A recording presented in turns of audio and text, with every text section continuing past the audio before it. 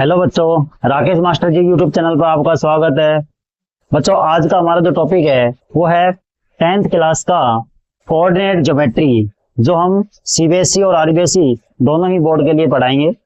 लेकिन उससे पहले सबसे जरूरी बात, बच्चों देखो, जो हमने आज तक की जो वीडियो डाली है उस पर क्या हुआ है कि जितने बच्चों ने यानी कि 70 to 80% जो स्टूडेंट है वो क्या कर रहे हैं कि वीडियो तो देखी है लेकिन उन्होंने चैनल को सब्सक्राइब नहीं किया। तो बेटा, सबसे पहले आप चैनल को सब्सक्राइब कीजिए ताकि आपको आगे आने वाली वीडियो के नोटिफिकेशन आते रहे। इसलिए सभी जल्दी से जल्दी हमारे चैनल को सब्सक्राइब कीजिए। और अब हम शुरू करते हैं अपना आज का topic, coordinate geometry for class 10th। और ये यहाँ पे हम जो आज जो चैप्टर पढ़ाएंगे कोऑर्डिनेट ज्योमेट्री का, वो आज वन शॉट में कंप्लीट कोऑर्डिनेट ज्योमेट्री होगी, जो सीबीएसई के लेवल की होगी, जिसमें से एक भी क्वेश्चन सीबीएसई का एक भी क्वेश्चन यहाँ से बाहर नहीं जाएगा। तो चलिए बच्चों, हम शुरू करते हैं। सबसे पहले देखिए, कोऑर्डिनेट ज्योमेट्री जो है, कोऑर्डिनेट ज्योमेट्री में पूरा खेल जो है, पूरा खेल है एक्सिस का। तो बेटा, ये सभी आप जानते होंगे कि कौन कौन से एक्सिस होते हैं। देखो बेटा, जो हॉरिजॉन्टल जो लाइन होती है इसको हम बोलते हैं एक्स एक्सिस, और जो वर्टिकल लाइन होती है इसको बोलते हैं हम वाई एक्सिस।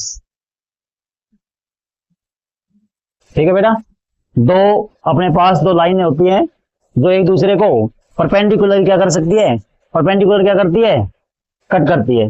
दोनों लाइनें एक दूसरे को परपेंडिकुलर कट करती है और दोनों ही जो है 90 डिग्री के एंगल पे क्या करती है, कट करती है एक दूसरे को। 90 डिग्री एंगल पे क्या करती है, कट करती है। तो देखो, ये जो जहां पे दोनों लाइन इंटरसेक्ट करती है ये पॉइंट कहलाता है ओरिजिन। क्या कहलाता है बेटा, ओरिजिन, जिसको हम किसे नोट करते हैं, ओ से नोट करते हैं, जिसके जो कोऑर्डिनेट होते हैं वो होते हैं 0 0। जहां पे दोनों, एक वर्टिकल लाइन और एक हॉरिजॉन्टल लाइन जहां पे दोनों कट करती है यानी इंटरसेक्ट करती है, वो पॉइंट कहलाता है ओरिजिन। उसके बाद इस ओरिजिन के राइट साइड का जो पार्ट है, इस एक्स एक्सिस के ओरिजिन से राइट साइड का जो पार्ट है वो कहलाता है पॉजिटिव एक्स एक्सिस। क्या कहलाता है, पॉजिटिव एक्स एक्सिस।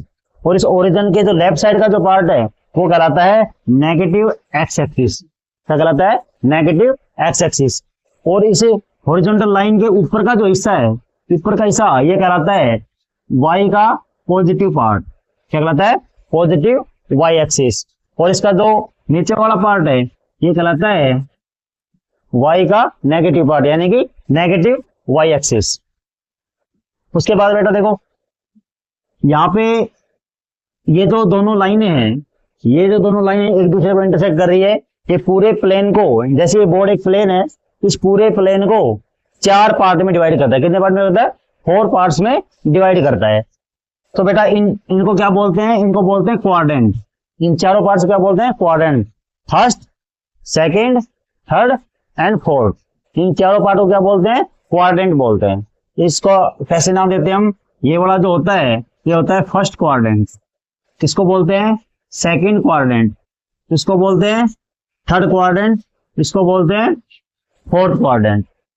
ठीक है बेटा, इन चारों पार्ट को क्या बोलते हैं, क्वाड्रेंट बोलते हैं, जिनके क्या नाम दिए गए, first, second, third and fourth.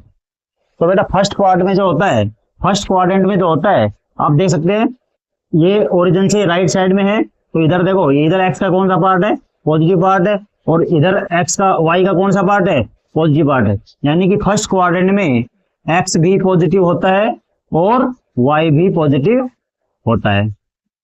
तो बेटा फर्स्ट क्वाड्रेंट में क्या होता है, फर्स्ट क्वाड्रेंट में एक्स भी पॉजिटिव होता है और वाई भी पॉजिटिव होता है। बात करें हम सेकंड क्वाड्रेंट की, तो सेकंड क्वाड्रेंट में आप देख सकते हो एक्स कैसा होता है, नेगेटिव, और वाई कैसा होता है, पॉजिटिव।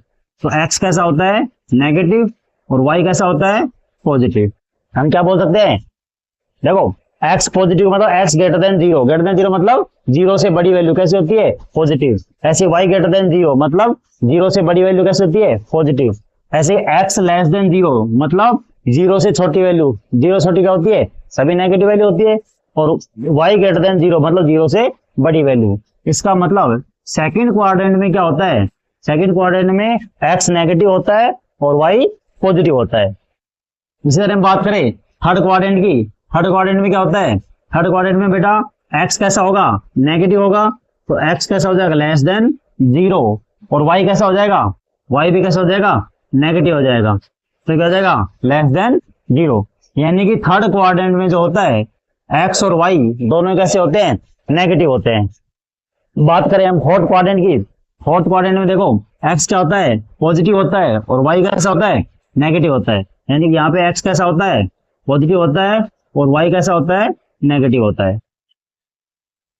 तो बेटा दोनों जो लाइन होती है, एक हॉरिजॉन्टल लाइन, एक वर्टिकल लाइन, पूरे एक प्लेन को 4 पार्ट में डिवाइड करती है, 4 पार्ट्स में डिवाइड करती है, जिनको हम बोलते हैं quadrant, first quadrant, second quadrant, third quadrant और फोर्थ क्वाड्रेंट। फर्स्ट क्वाड्रेंट में जो एक्स और वाई है दोनों की पॉजिटिव वैल्यू होती है। इस क्वाड्रेंट में एक्स और वाई की जो वैल्यू होगी वो दोनों पॉजिटिव होंगी। इसमें एक्स नेगेटिव होगा, वाई पॉजिटिव होगा, इसमें एक्स और वाई दोनों ही नेगेटिव होंगे। और फोर्थ पार्ट में जो होगा वो एक्स पॉजिटिव होगा और वाई कैसा होगा, नेगेटिव होगा। सबसे पहले मान लो हम यहाँ पे एक पॉइंट ले लें, और उस पॉइंट के जो कोऑर्डिनेट है वो कितने हैं, एक्स कोमा वाई। तो कोऑर्डिनेट आप लोगों ने 9th क्लास में पढ़ रखा होगा, थोड़ा बहुत इतना पता होगा सभी को कि कोऑर्डिनेट क्या होते हैं। तो मान लो हमने यहाँ पे फर्स्ट कोऑर्डिनेट में हमने एक पॉइंट लिया जिसके हमने कोऑर्डिनेट क्या लिए, एक्स कोमा वाई। तो इस पॉइंट का मतलब क्या होगा कि हमें क्या करना है, अगर हमें इस पॉइंट तक पहुंचना है तो हमें क्या करना होगा, सबसे पहले हमें इस एक्स एक्सिस के पैरेलल, इस एक्स एक्सिस के पैरेलल हमें क्या चलना पड़ेगा, एक्स यूनिट चलना पड़ेगा। कितना चलेंगे हम, पहले एक्स यूनिट चलेगी, उसके बाद एक्स यूनिट चलने के बाद कितने यूनिट चले हम, एक्स यूनिट चले। एक्स यूनिट चलने के बाद हम वाई एक्सिस के पैरेलल चलेंगे। कितने पैरेलल चलेंगे, वाई एक्सिस के पैरेलल। और वाई एक्सिस के पैरेलल कितना चलेंगे, वाई यूनिट चलेंगे। कितना चलेंगे, वाई यूनिट चलेंगे। ठीक है बेटा, हम एक्स एक्सिस के पैरेलल कितना चले, एक्स यूनिट, और वाई एक्सिस के पैरेलल कितना चले, वाई यूनिट। तो हम कहां पहुंच जाएंगे, हमारे पॉइंट एक्स कोमा वाई पर। और हम इसको ऐसे ज्वाइन कर सकते हैं। तो ये हो जाएगा हमारा एक पॉइंट जिसका हम नाम दे सकते हैं पी, जिसके कोऑर्डिनेट हमने क्या लिए हैं, एक्स कोमा वाई। तीसरी बात, सबसे पहले बेटा सबसे इंपॉर्टेंट बात ये है कि जो एक्स एक्सिस है, इस एक्स एक्सिस के ऊपर वाई की जो वैल्यू होती है, इस पूरे के पूरे एक्स एक्सिस के ऊपर वाई की जो वैल्यू होती है वो हमेशा क्या होती है, 0 होती है। वाई की वैल्यू क्या होती है, 0 होती है। यानी कि एक्स एक्सिस पे वाई क्या होगा, 0 होगा, और वाई एक्सिस पे एक्स क्या होगा, 0 होगा। यानी कि पूरे के पूरे वाई एक्सिस पे कहीं भी आप जाएंगे तो एक्स हमारा क्या होगा, 0 होगा। ठीक है, तो ये बात ध्यान रखनी है, पूरे एक्स एक्सिस पे वाई क्या होता है, 0, और वाई एक्सिस पे एक्स क्या होता है, 0। यानी कि आप एक्स एक्सिस के ऊपर कहीं भी कोई पॉइंट लेंगे उसमें हमेशा उसका वाई कोऑर्डिनेट हमेशा क्या होगा, 0 होगा। और वाई एक्सिस पे कोई पॉइंट लेंगे तो उसका एक्स कोऑर्डिनेट हमेशा क्या होगा, 0 होगा। उसके बाद बेटा जो किसी भी पॉइंट का जो एक्स कोऑर्डिनेट होता है, एक्स कोऑर्डिनेट जो होता है उसको हम बोलते हैं एब्सिसा। क्या बोलते हैं, एब्सिसा। क्या बोलते हैं, एब्सिसा। और जो वाई कोऑर्डिनेट होता है हमारा उसको हम बोलते हैं ऑर्डिनेट। क्या बोलते हैं, ऑर्डिनेट। ठीक है, यानी कि हमारा जो एक्स कोऑर्डिनेट होता है हम उसको हमेशा किस नाम से जानते हैं, एब्सिसा के नाम से भी जानते हैं। और जो हमारा वाई कोऑर्डिनेट होता है उसको हम किस नाम से जानते हैं, ऑर्डिनेट के नाम से भी जानते हैं।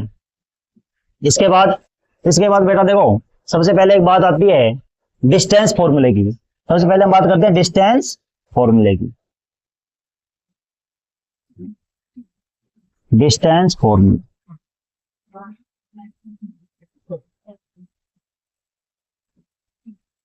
देखो बेटा डिस्टेंस फॉर्मूला का मतलब ये है कि अगर अपने पास कोई 2 पॉइंट दिए हो, अगर अपने पास कोई 2 पॉइंट दिए हो और उनके बीच की क्या निकालनी है, हमें डिस्टेंस निकालनी है। तो देखो हम कैसे फॉर्मूला यूज करते हैं कि मान लो अपने पास 2 पॉइंट दिए गए हैं, एक पॉइंट ये है और एक पॉइंट ये है। मान लो ये पॉइंट है हमारा P और मान लो ये पॉइंट है हमारा Q। और हमने मान लिया P के जो कोऑर्डिनेट है वो है x1, y1, और Q के जो कोऑर्डिनेट है वो हमने मान लिया क्या है, x2, y2। हमने 2 पॉइंट लिए P और Q। तो P का कोऑर्डिनेट क्या लिया हमने, x1, y1, Q के कोऑर्डिनेट क्या लिए हमने, x2, y2। तो देखो बेटा इन दोनों पॉइंट के बीच की जो डिस्टेंस है, इस डिस्टेंस को निकालने के लिए हम एक फॉर्मूला यूज करेंगे जिसका नाम है डिस्टेंस फॉर्मूला। ठीक है, डिस्टेंस फॉर्मूला क्या होता है? डिस्टेंस फॉर्मूला होता है, अगर हमें पी और क्यू के बीच की अगर डिस्टेंस निकालनी है तो फॉर्मूला होता है रूट x2 माइनस x1 का whole square plus y2 minus y1 का होल स्क्वायर। बेटा ये फॉर्मूला क्या होता है? Distance formula. इस फॉर्मूले क्या बोलते हैं? Distance formula. ये क्या काम आता है? हमें कोई भी दो पॉइंट के अगर कोऑर्डिनेट पता है, अगर हमें किन्हीं भी दो पॉइंट के कोऑर्डिनेट पता है तो हमें उनके बीच की जो डिस्टेंस है उसको निकालने का काम आता है। तो क्या करते हैं हम इसमें? सबसे पहले क्या लेते हैं? रूट x2 माइनस x1, यानी कि इसका x कोऑर्डिनेट माइनस इसका x कोऑर्डिनेट। देखो बेटा, पहला कोऑर्डिनेट हमेशा x का होता है और दूसरा कोऑर्डिनेट हमेशा y का होता है। पहली वैल्यू हमेशा किसकी होगी? x की होगी, दूसरी y की होगी। तो देखो, पहले x2 माइनस x1 लेंगे, उसका होल स्क्वायर करेंगे, प्लस फिर y2 माइनस y1 का होल स्क्वायर करेंगे। तो ये फॉर्मूला जो है क्या काम आता है? हमारा दो पॉइंटों के बीच की डिस्टेंस निकालने के लिए। तो इसको बोलते हैं डिस्टेंस फॉर्मूला। तो चलिए बेटा, हम डिस्टेंस फॉर्मूले के ऊपर एक क्वेश्चन करते हैं। क्वेश्चन है हमारा, find the distance between 2,3 and 4,-1। यानी कि हमें मान लो दो पॉइंट दिए गए हैं, एक का नाम है P और एक का नाम है Q। तो P पॉइंट मान लो हमें दिया है 2,3 और Q पॉइंट दिया है हमें 4,-5। मान लो हमें दो पॉइंट दिए गए हैं और इनके बीच के में क्या निकालनी है? डिस्टेंस निकालनी है। तो डिस्टेंस फॉर्मूला लगाएंगे हम। डिस्टेंस फॉर्मूला हमारा क्या होता है? रूट x2 माइनस x1 का whole square plus y2 minus y1 का होल स्क्वायर। जो हमने इधर लिख रखा है वही फॉर्मूला होता है। तो हम क्या करेंगे, इसमें x1 y1 x2 y2 सभी की वैल्यू पुट कर देंगे। तो देखो यहाँ पे देखो, हम चाहे इसको भी हम x2 मान सकते, x2 y2 मान सकते हैं, चाहे इसको भी मान सकते हैं। ठीक है, इसमें कोई जरूरी नहीं है। हम अगर इसको x1 y1 बोल रहे हैं तो इसको हम क्या मानेंगे? x2 y2। अगर इसको x1 y1 बोलना है हम इसको क्या बोलेंगे? x2 y2। उसमें कोई दिक्कत नहीं आएगी। तो देखो, मान हमने इसको x1 y1 मान लिया और इसको मान लिया x2 y2, तो क्या हो जाएगा? x2 माइनस x1, तो क्या हो जाएगा? 4 माइनस 2 का होल स्क्वायर प्लस फिर क्या हो जाएगा? -5 माइनस 3 का होल स्क्वायर। तो क्या हो जाएगा? x2 माइनस x1 का whole square plus y2 minus y1 का होल स्क्वायर। तो बेटा क्या हो जाएगा? ये रूट, देखो 4 माइनस 2 हो जाएगा 2, 4 माइनस 2 हो जाएगा 2 प्लस -5 माइनस 3, दोनों का सेम साइन है तो दोनों ऐड होके क्या हो जाएंगे? माइनस के 8, तो हो जाएगा होल स्क्वायर। तो बेटा ये आ जाएगा 2 का स्क्वायर 4 प्लस -8 का स्क्वायर प्लस के 64। बेटा देखो, -8 का स्क्वायर होगा प्लस 64 और ये हो जाएगा हमारा रूट 68। तो कितना आ जाएगा हमारे? रूट 68। तो देखो 68 का हम फैक्टर करके देखते हैं, कुछ फैक्टर हो रहे हैं क्या? 68 के फैक्टर करेंगे 2 3, देखो बेटा फैक्टर हो रहे हैं इसके। तो फैक्टर हो रहे तो हमारा देखो एक पेयर बनेगा 2 का, तो क्या हो जाएगा? 2 रूट 17, 2 रूट 17। तो ये हमारी क्या आ जाएगी बेटा? डिस्टेंस आ जाएगी। तो ये हमारी क्या आ जाएगी? डिस्टेंस, यानी पीक टू डिस्टेंस कितनी आ जाएगी हमारे पास? 2 रूट 17 यूनिट। ठीक है बेटा, जो भी इसकी यूनिट होगी वो यूनिट लगा देंगे। तो चलिए बच्चों, अब चलते हैं अपने आगे अगले टॉपिक के ऊपर। बेटा अभी तक हमने क्या सीखा है? Distance formula. ओनली हमने क्या सीखा? केवल डिस्टेंस फॉर्मूला। लेकिन डिस्टेंस फॉर्मूले के ऊपर भी सीबीएसई हो चाहे आरबीएसई हो, बहुत सारे क्वेश्चंस बना सकती है। तो अब हम उन सभी क्वेश्चंस की बात करेंगे जो डिस्टेंस फॉर्मूले के ऊपर बेस्ड है। तो हम बात करेंगे इसकी, questions based on equi distance. किसके बात करें? Question based on equi distance. यानी कि हमें एक पॉइंट देगा जो दो पॉइंट के साथ क्या है, वो इक्वी डिस्टेंस के ऊपर है। यानी कि हमें बोलेगा कि कोई हमारे पास एक पॉइंट है जो किन्हीं भी दो पॉइंट के साथ है इक्वी डिस्टेंस पर है। क्या है?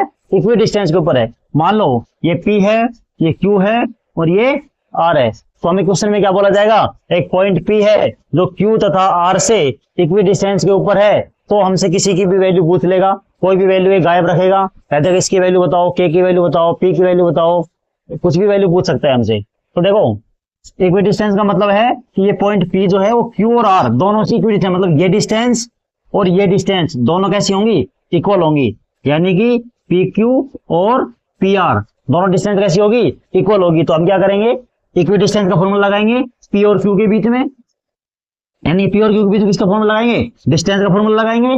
ऐसे ही पी और आर के बीच में किसका फॉर्मूला लगाएंगे, डिस्टेंस का फॉर्मूला लगाएंगे, और इन दोनों को सोल्व करेंगे तो हमारे पास जो वैल्यू वो निकल आएगा वो वैल्यू हमें प्राप्त हो जाएगी। तो देखिए इसी के ऊपर हमें क्वेश्चन देखते हैं, फाइंड द वैल्यू ऑफ के, फाइंड द वैल्यू ऑफ के if the point P 0,2 is equidistance from point 3k and k5। यानी कि हमें एक पॉइंट पी दिया गया है, जो पॉइंट है इसके साथ और इसके साथ क्या है, इक्विडिस्टेंस पर है। तो कह रहा है हमें किसकी वैल्यू बताओ, के की वैल्यू बताओ।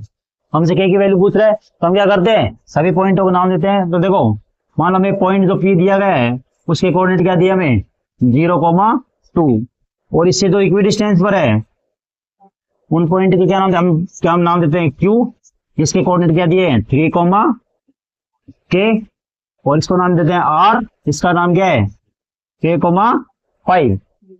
तो बेटा 3 पॉइंट दिए गए थे, हमने क्या किया, तीनों पॉइंटों को नाम दे दिया। एक का नाम पी उसने बोला ही था, और दूसरे का और तीसरे ने क्या नाम दे दिया, इसका 2 दे दिया और इसको आर, इसके दिया है 3, k, इसका दिया है k,5। तो देखो इक्विडिस्टेंस का मतलब है ये पॉइंट पी जो है वो क्यू से और आर से दोनों पे कैसा है, इक्विडिस्टेंस यानी इक्वल डिस्टेंस पर है। तो इसका मतलब क्वेश्चन में क्या दिया गया है, पी क्यू किसके बराबर दिया गया है, पी आर के बराबर दिया गया है। पी क्यू किसके बराबर दिया है, P Q equal to P R दिया गया है। तो देखो हम दोनों में डिस्टेंस फॉर्मूला लगा देंगे, तो पी क्यू क्या होगा, डिस्टेंस फॉर्मूले से पी क्यू क्या आएगा, पी क्यू तो क्या हो जाएगा x2 माइनस x1 का होल स्क्वायर, यानी कि 3 - 0 का होल स्क्वायर प्लस k - 2 का होल स्क्वायर, तो हो जाएगा k - 2 का होल स्क्वायर। इसी प्रकार पी आर में लगाएंगे हम यही फॉर्मूला, तो पी आर में क्या जाएगा, रूट क्या जाएगा, रूट k - 0 का होल स्क्वायर, k - 0 का होल स्क्वायर प्लस 5 - 2 का होल स्क्वायर, यानी कि 5 - 2 का होल स्क्वायर। तो हमने क्या किया, इन दोनों पॉइंटों के बीच में डिस्टेंस फॉर्मूला लगा दिया और इन दोनों पॉइंट के बीच में डिस्टेंस फॉर्मूला लगा दिया। तो इसको निकल लिया P Q equal to P R, क्योंकि हमें क्या दिया गया था, इक्विडिस्टेंस। तो इसको देखो सोल्व करेंगे, तो रूट को हटाने के लिए दोनों तरफ स्क्वायर कर देंगे, तो बोथ साइड क्या कर देंगे स्क्वायर, तो क्या बचेगा, देखो 3 - 0 यानी कि 3 और 3 का स्क्वायर 9 प्लस k - 2 का होल स्क्वायर क्या हो जाएगा, k - b होल स्क्वायर से a square plus b square minus 2ab। तो बेटा दोनों तरफ हम स्क्वायर करेंगे तो हमारा रूट से रूट हट जाएगा, तो क्या जाएगा 3 - 0 का स्क्वायर करेंगे कितना जाएगा 9, और k - 2 का होल स्क्वायर ओपन करेंगे तो क्या आएगा a square plus b square minus 2ab, और इधर k - 0 यानी कि k, और k का स्क्वायर क्या होगा k स्क्वायर प्लस 5 - 2 हो जाएगा 3, और 3 का स्क्वायर कितना हो जाएगा 9।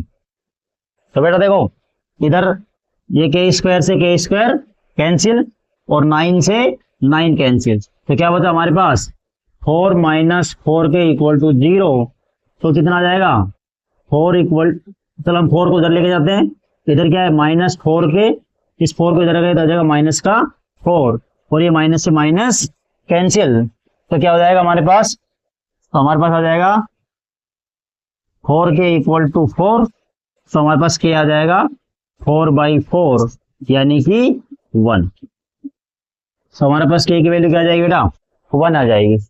ठीक है, तो ऐसे हमें क्या होगा, कोई भी 3 पॉइंट देंगे उसमें बोलेगा कि एक पॉइंट जो है वो किन्हीं 2 पॉइंटों से क्या है इक्विडिस्टेंस पर है, तो हमें सीधी सी बात क्या लगानी है, सीधा से काम क्या करना है, उस पॉइंट का उन दोनों पॉइंट से जो गिवन पॉइंट दिए गए हैं उन दोनों पॉइंट के बीच की जो डिस्टेंस है उनको इक्वल रख लेना है, P का Q के साथ और P का R के साथ, दोनों डिस्टेंस को इक्वल रख के डिस्टेंस फॉर्मूले लगा देंगे इसके लिए भी और इसके लिए भी, और दोनों तरफ रूट होगा तो स्क्वायर करके रूट हटा देंगे, और जो भी वैल्यू होगी उसको सोल्व कर लेंगे, ज्यादातर वैल्यू कट जाएंगी, जो बचेगा वो हमारा सॉल्यूशन हो जाएगा।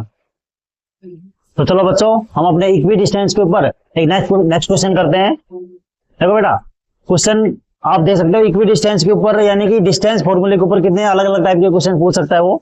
जब ये क्वेश्चन दिया गया है find A point on X axis, किससे पूछा बेटा x axis which is equidistance from the point 2, -5 and -2, 9, यानी कि एक पॉइंट है एक पॉइंट है जो कि कहाँ पे है, एक्स एक्सिस के ऊपर है, और जो है इक्वी डिस्टेंस किसके साथ इक्वी डिस्टेंस रखता है वो 2,-5 एंड -2,9, यानी कि हमारा जो पॉइंट है वो एक्स एक्सिस के ऊपर है। तो बेटा मैंने पहले बताया था एक्स एक्सिस पर जो भी कोई पॉइंट होगा उसका वाई कोऑर्डिनेट हमेशा 0 होगा। तो हम जो पॉइंट है वो हम मान लेते हैं let A point on X axis, क्या माने बेटा, P पॉइंट मान लेते हैं, और इसमें अगर एक्स एक्सिस के ऊपर है तो वाई कोऑर्डिनेट पे क्या होगा बेटा 0 होगा, और एक्स कोऑर्डिनेट को मान लेते हैं x। तो एक्स कोऑर्डिनेट को हमने क्या मान लिया, x मान लिया, और वाई कोऑर्डिनेट हमेशा क्या होगा 0 होगा। क्यों, क्योंकि जो पॉइंट है वो किसके ऊपर है, एक्स एक्सिस के ऊपर है। तो एक्स एक्सिस पे है तो वाई कोऑर्डिनेट क्या हो जाएगा 0। तो क्या कह रहा है, ये पॉइंट जो है वो इन दो पॉइंटों से क्या है, इक्वी डिस्टेंस के ऊपर है।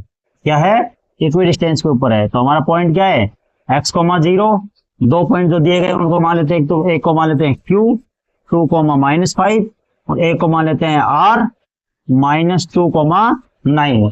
तो हमें क्या दिया गया है कि ये पॉइंट जो है जो एक्स एक्सिस के ऊपर है, इसके कोऑर्डिनेट जो है वो ये जो पॉइंट एक्स एक्सिस के ऊपर है इसका Q और R के साथ जो है वो क्या है, इक्वी डिस्टेंस, यानी कि ये डिस्टेंस और ये डिस्टेंस दोनों कैसी है, बराबर। तो यानी कि PQ इक्वल टू क्या है, PR है। तो दोनों की डिस्टेंस इक्वल है, तो हमने क्या ले लिया, PQ इक्वल टू PR। तो अब इसमें डिस्टेंस फॉर्मूला लगा दें बेटा, तो क्या होगा डिस्टेंस फॉर्मूला, x2 - x1, या फिर ऐसे ले लेते हैं x2 - x1, यानी कि x -2 का होल स्क्वायर प्लस 0 -5। देखो बेटा 0 माइनस, एक माइनस तो फॉर्मूले में होता है और एक माइनस देखो 5 में है, तो क्या हो जाएगा माइनस माइनस प्लस, तो 0 + 5 का होल स्क्वायर। इसी प्रकार PR क्या जाएगा, रूट PR क्या जाएगा x - x1, यानी कि x माइनस, ये तो फॉर्मूले का माइनस, और एक -2 के साथ क्या हो जाएगा प्लस, तो क्या हो जाएगा x + 2 का whole square plus y2 - y1, तो 0 - 9 का होल स्क्वायर।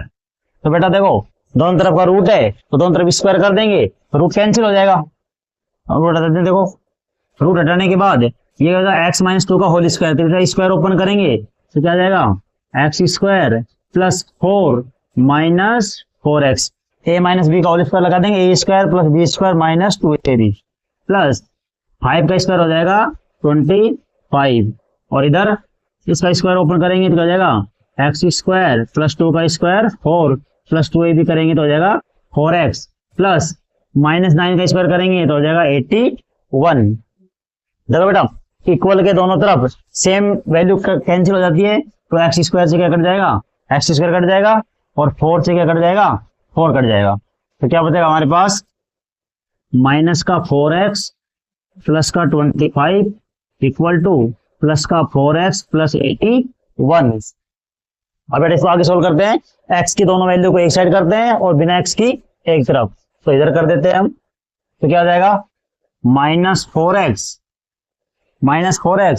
इस 4x को इधर लेके आएंगे तो हो जाएगा माइनस का 4x इक्वल टू, इधर 81 पहले से है, इस 25 को इधर लेके जाएंगे तो हो जाएगा माइनस का 25, तो फिर क्या हो जाएगा -4x हो जाएगा -8x इक्वल टू, इसको माइनस करेंगे तो 1 ये हो जाएगा 6, 7 हो जाएगा 5, तो बेटा कितना हो जाएगा 56। तो यहाँ से फिर 8 से डिवाइड करेंगे तो -8 से डिवाइड करेंगे हो जाएगा -56/8, तो हो जाएगा x इक्वल टू माइनस का 7। x अगर -7 आया तो हमारा पॉइंट क्या हो जाएगा,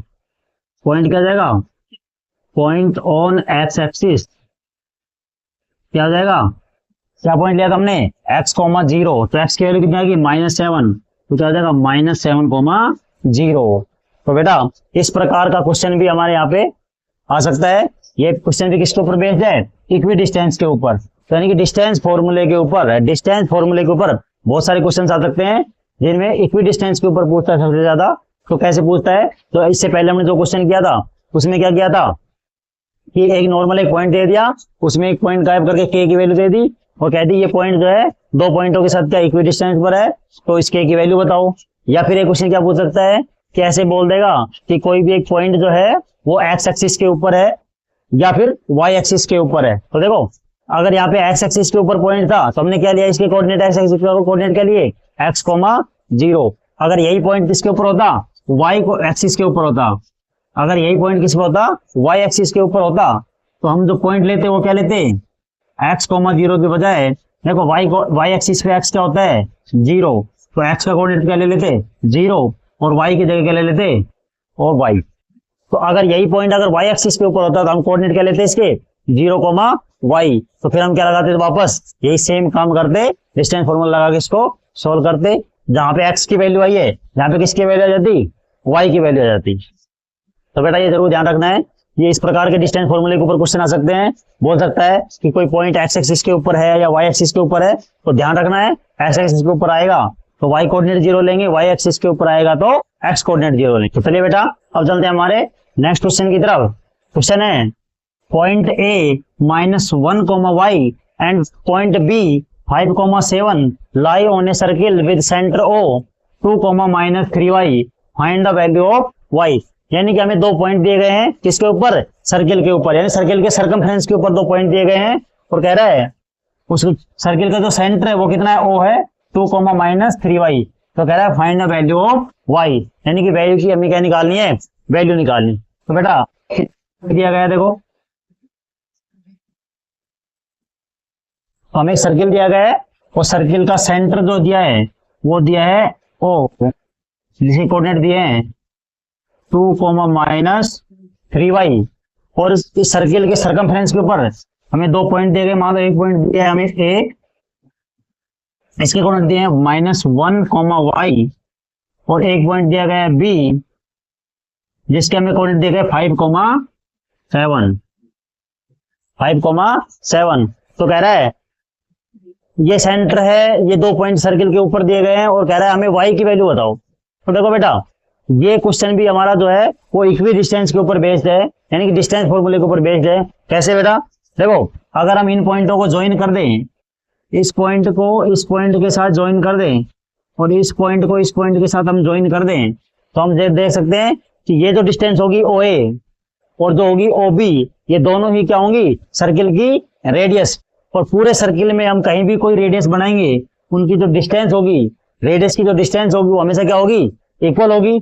तो सेम क्वेश्चन वही है डिस्टेंस फॉर्मूले के ऊपर इक्वी डिस्टेंस का, कि इसकी जो रेडियस होगी वो दोनों को बराबर होगी, इसलिए OA और OB कैसे होंगे, दोनों इक्वल होंगे। तो बस यही हम इक्वी डिस्टेंस का फॉर्मूला लगा देंगे तो क्या हो जाएगा, OA = OB, क्योंकि OA और OB दोनों कैसी हैं, रेडियस है, तो रेडियस को बराबर लेंगे और डिस्टेंस फॉर्मूला लगा देंगे।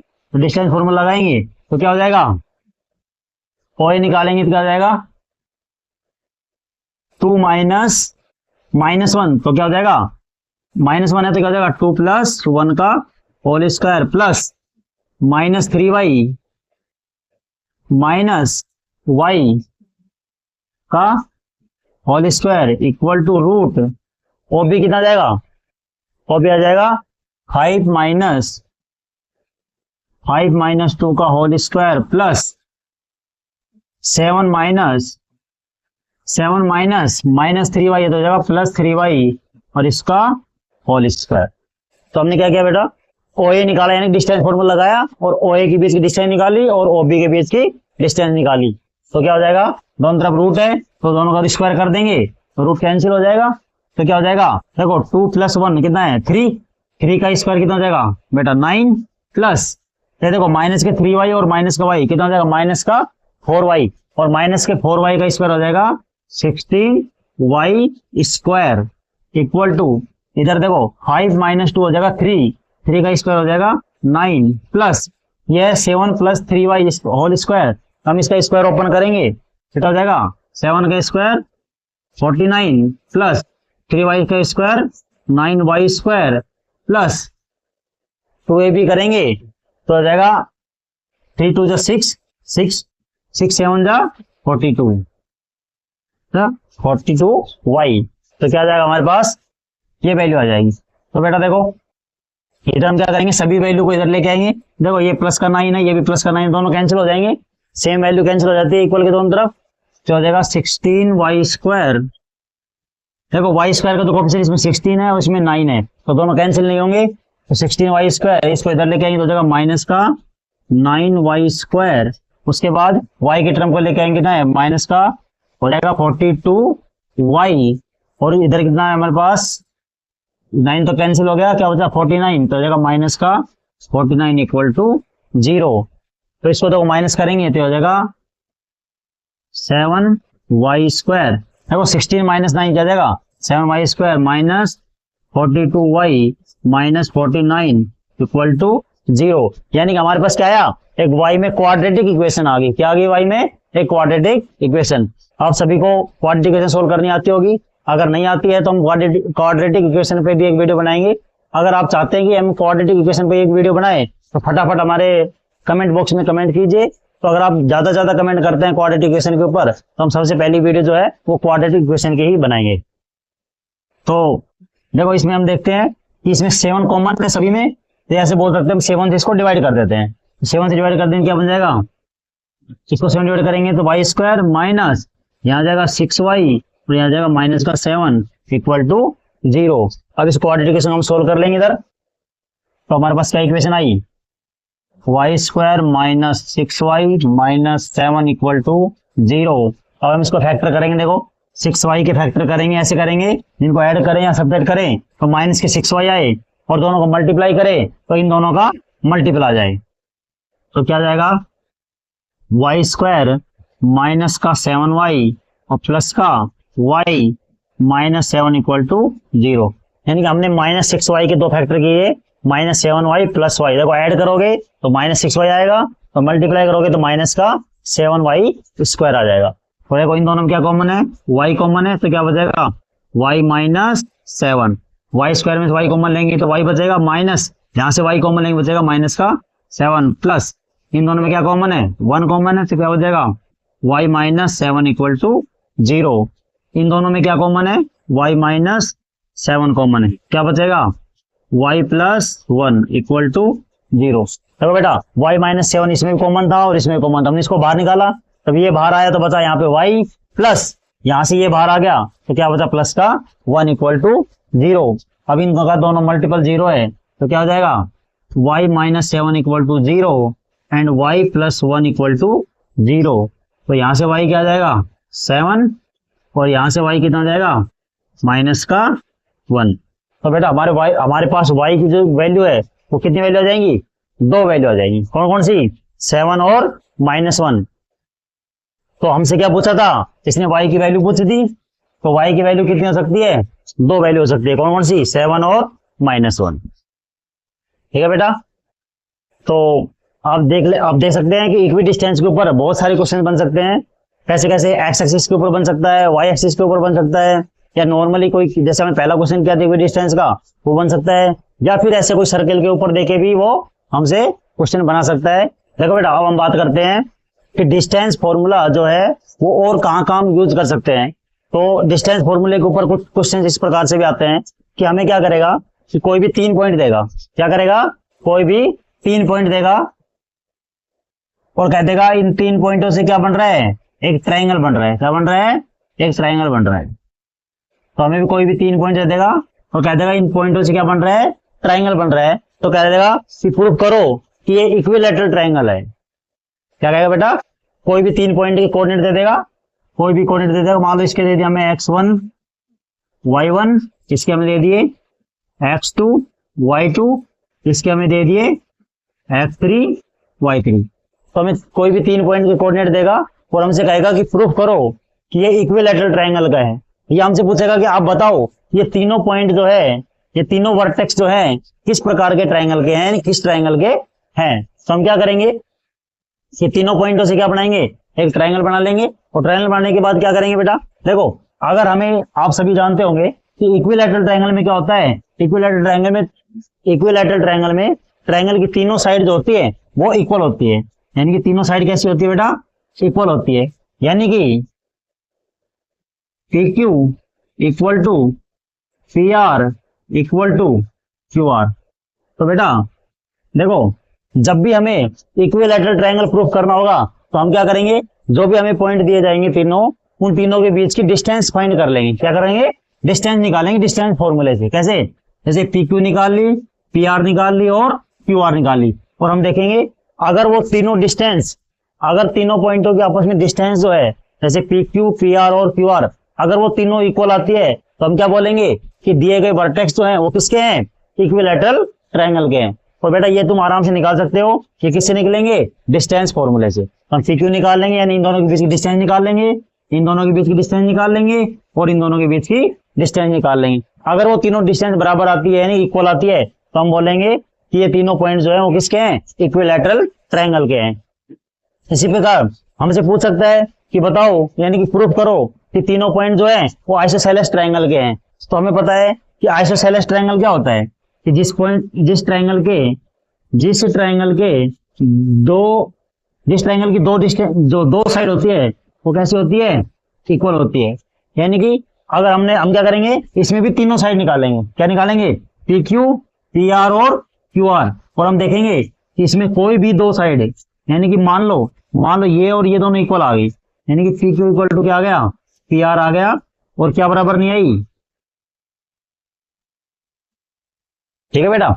तो अगर दो डिस्टेंस इक्वल आती है और तीसरी नॉट इक्वल आती है तो हम बोलेंगे कि कैसा ट्रायंगल बनेगा, आइसोसेलेस ट्रायंगल बनेगा। इसी प्रकार देखो, जब बात करते हैं राइट एंगल ट्रायंगल की, और बेटा आप सभी जानते होंगे कि राइट एंगल ट्रायंगल में एक थ्योरम लगती है जो बहुत ही फेमस है, जिसका नाम है पाइथागोरस थ्योरम। क्या नाम है बेटा उसका, पाइथागोरस थ्योरम।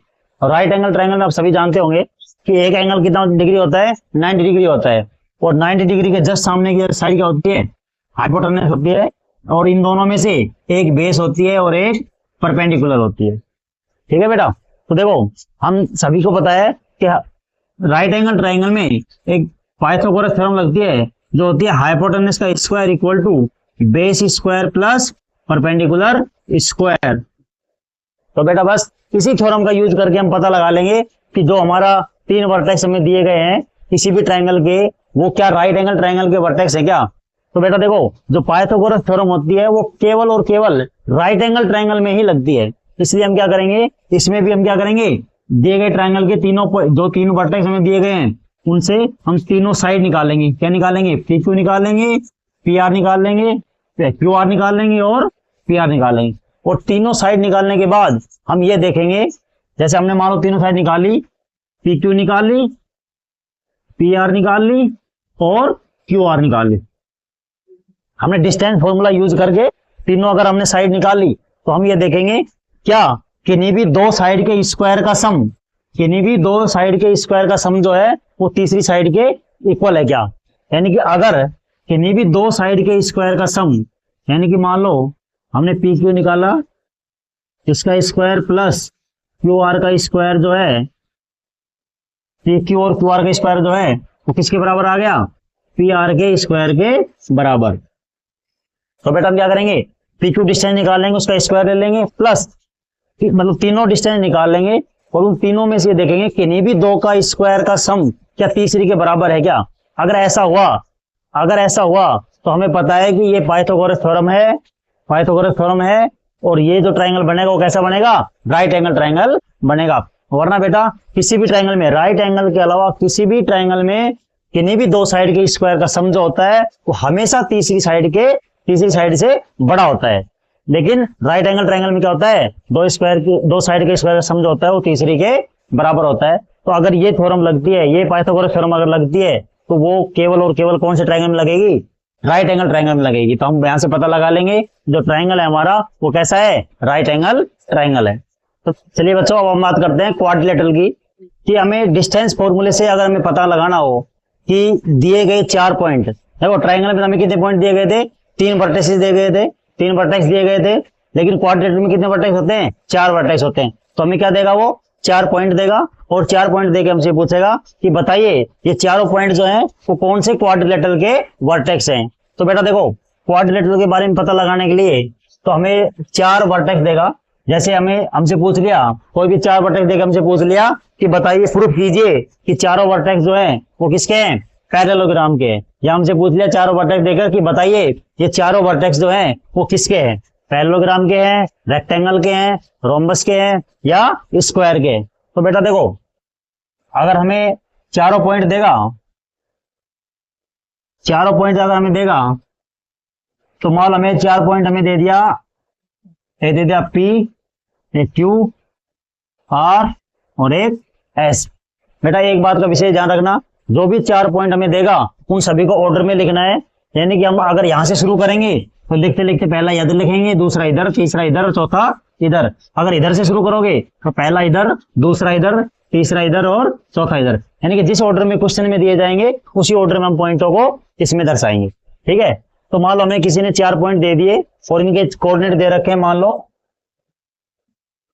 x1 y1, इसके मान लो हमें दे रखे हैं x2 y2, इसके दे रखे हैं x3 y3 और मान लो इसके दे रखे हैं x4 y4। मान लो हमें 4 पॉइंट दे रखे हैं। तो बेटा देखो आप सभी जानते होंगे पैरेललोग्राम क्या होता है। पैरेललोग्राम की जो ऑपोजिट साइड होती है, पैरेललोग्राम की ऑपोजिट साइड जो होती है वो कैसी होती है, इक्वल होती है। यानी कि ये साइड किसकी इक्वल होती है, इसके इक्वल होती है, और ये वाली साइड किसकी इक्वल होती है, इसके इक्वल होती है। यानी कि हम क्या करेंगे कि जो चारों पॉइंट दिए जाएंगे उनसे एक ऐसे एक क्वाड्रिलेटरल बना लेंगे और क्या करेंगे, चारों डिस्टेंस फाइंड कर लेंगे। क्या कर लेंगे, चारों डिस्टेंस फाइंड कर लेंगे। यानी क्या क्या निकालेंगे, PQ निकाल लेंगे, QR निकाल लेंगे, RS निकाल लेंगे और PS निकाल लेंगे। वो चारों डिस्टेंस निकालने के बाद हम देखेंगे कि क्या इसकी ऑपोजिट साइड इक्वल है क्या। यानी कि अगर PQ किसके इक्वल आई, SR के, PQ किसके इक्वल आई, SR के, और PS किसके इक्वल आई, PS किसके इक्वल आई, QS के। है बेटा, अगर ये डिस्टेंस इसके इक्वल आ जाए यानी कि PQ इक्वल टू SR और ये डिस्टेंस PQ इक्वल आ जाए मतलब PS equal to QR, PS equal to QR, हमने क्या लिख दिया, QS। PS इक्वल टू क्या जाए, QR आ जाए। तो हम क्या बोलेंगे कि जो चारों वर्टेक्स जो दिए गए हैं वो किसके हैं, एक पैरेललोग्राम के हैं। किसके हैं बेटा, पैरेललोग्राम के। क्योंकि हम पैरेललोग्राम के बारे में क्या जानते हैं कि ऑपोजिट साइड जो होती है वो इक्वल होती है। अब ये कहेंगे बेटा, आप ये भी कहोगे सर ऐसा तो रेक्टेंगल में होता है, ऑपोजिट साइड इक्वल होती है। तो हाँ बेटा, रेक्टेंगल भी एक पैरेललोग्राम होता है। ऐसा आप कहोगे कि रोम्बस में भी होता है, तो हाँ बेटा रोम्बस भी एक पैरेललोग्राम होता है।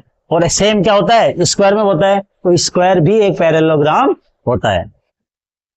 तो इस प्रकार से तो जब भी हमें पैरेललोग्राम प्रूफ करना होगा तो हम क्या करेंगे, ये दोनों डिस्टेंस देख लेंगे इक्वल है क्या, और ये देख लेंगे इक्वल है क्या। अगर ऐसा आया तो हम बोल देंगे दिया गया जो चारों वर्टेक्स हैं वो किसके हैं, पैरेललोग्राम के हैं। और बेटा सेम अगर हमें रेक्टेंगल प्रूफ करना है तो हम क्या करेंगे, ये तो देखो ऑपोजिट साइड तो इक्वल होगी, ऑपोजिट साइड तो इक्वल होगी, यानी कि PQ equal to SR and PS equal to QR। देखो जो चीजें रेक्टेंगल के लिए है, सॉरी जो चीजें पैरेललोग्राम के लिए है वो तो रेक्टेंगल के लिए भी होगी। और साथ में अब इन दोनों में फर्क कैसे करेंगे, ये पैरेललोग्राम में भी है और इसमें भी है, तो फर्क कैसे करेंगे बेटा पैरेललोग्राम में और रेक्टेंगल में।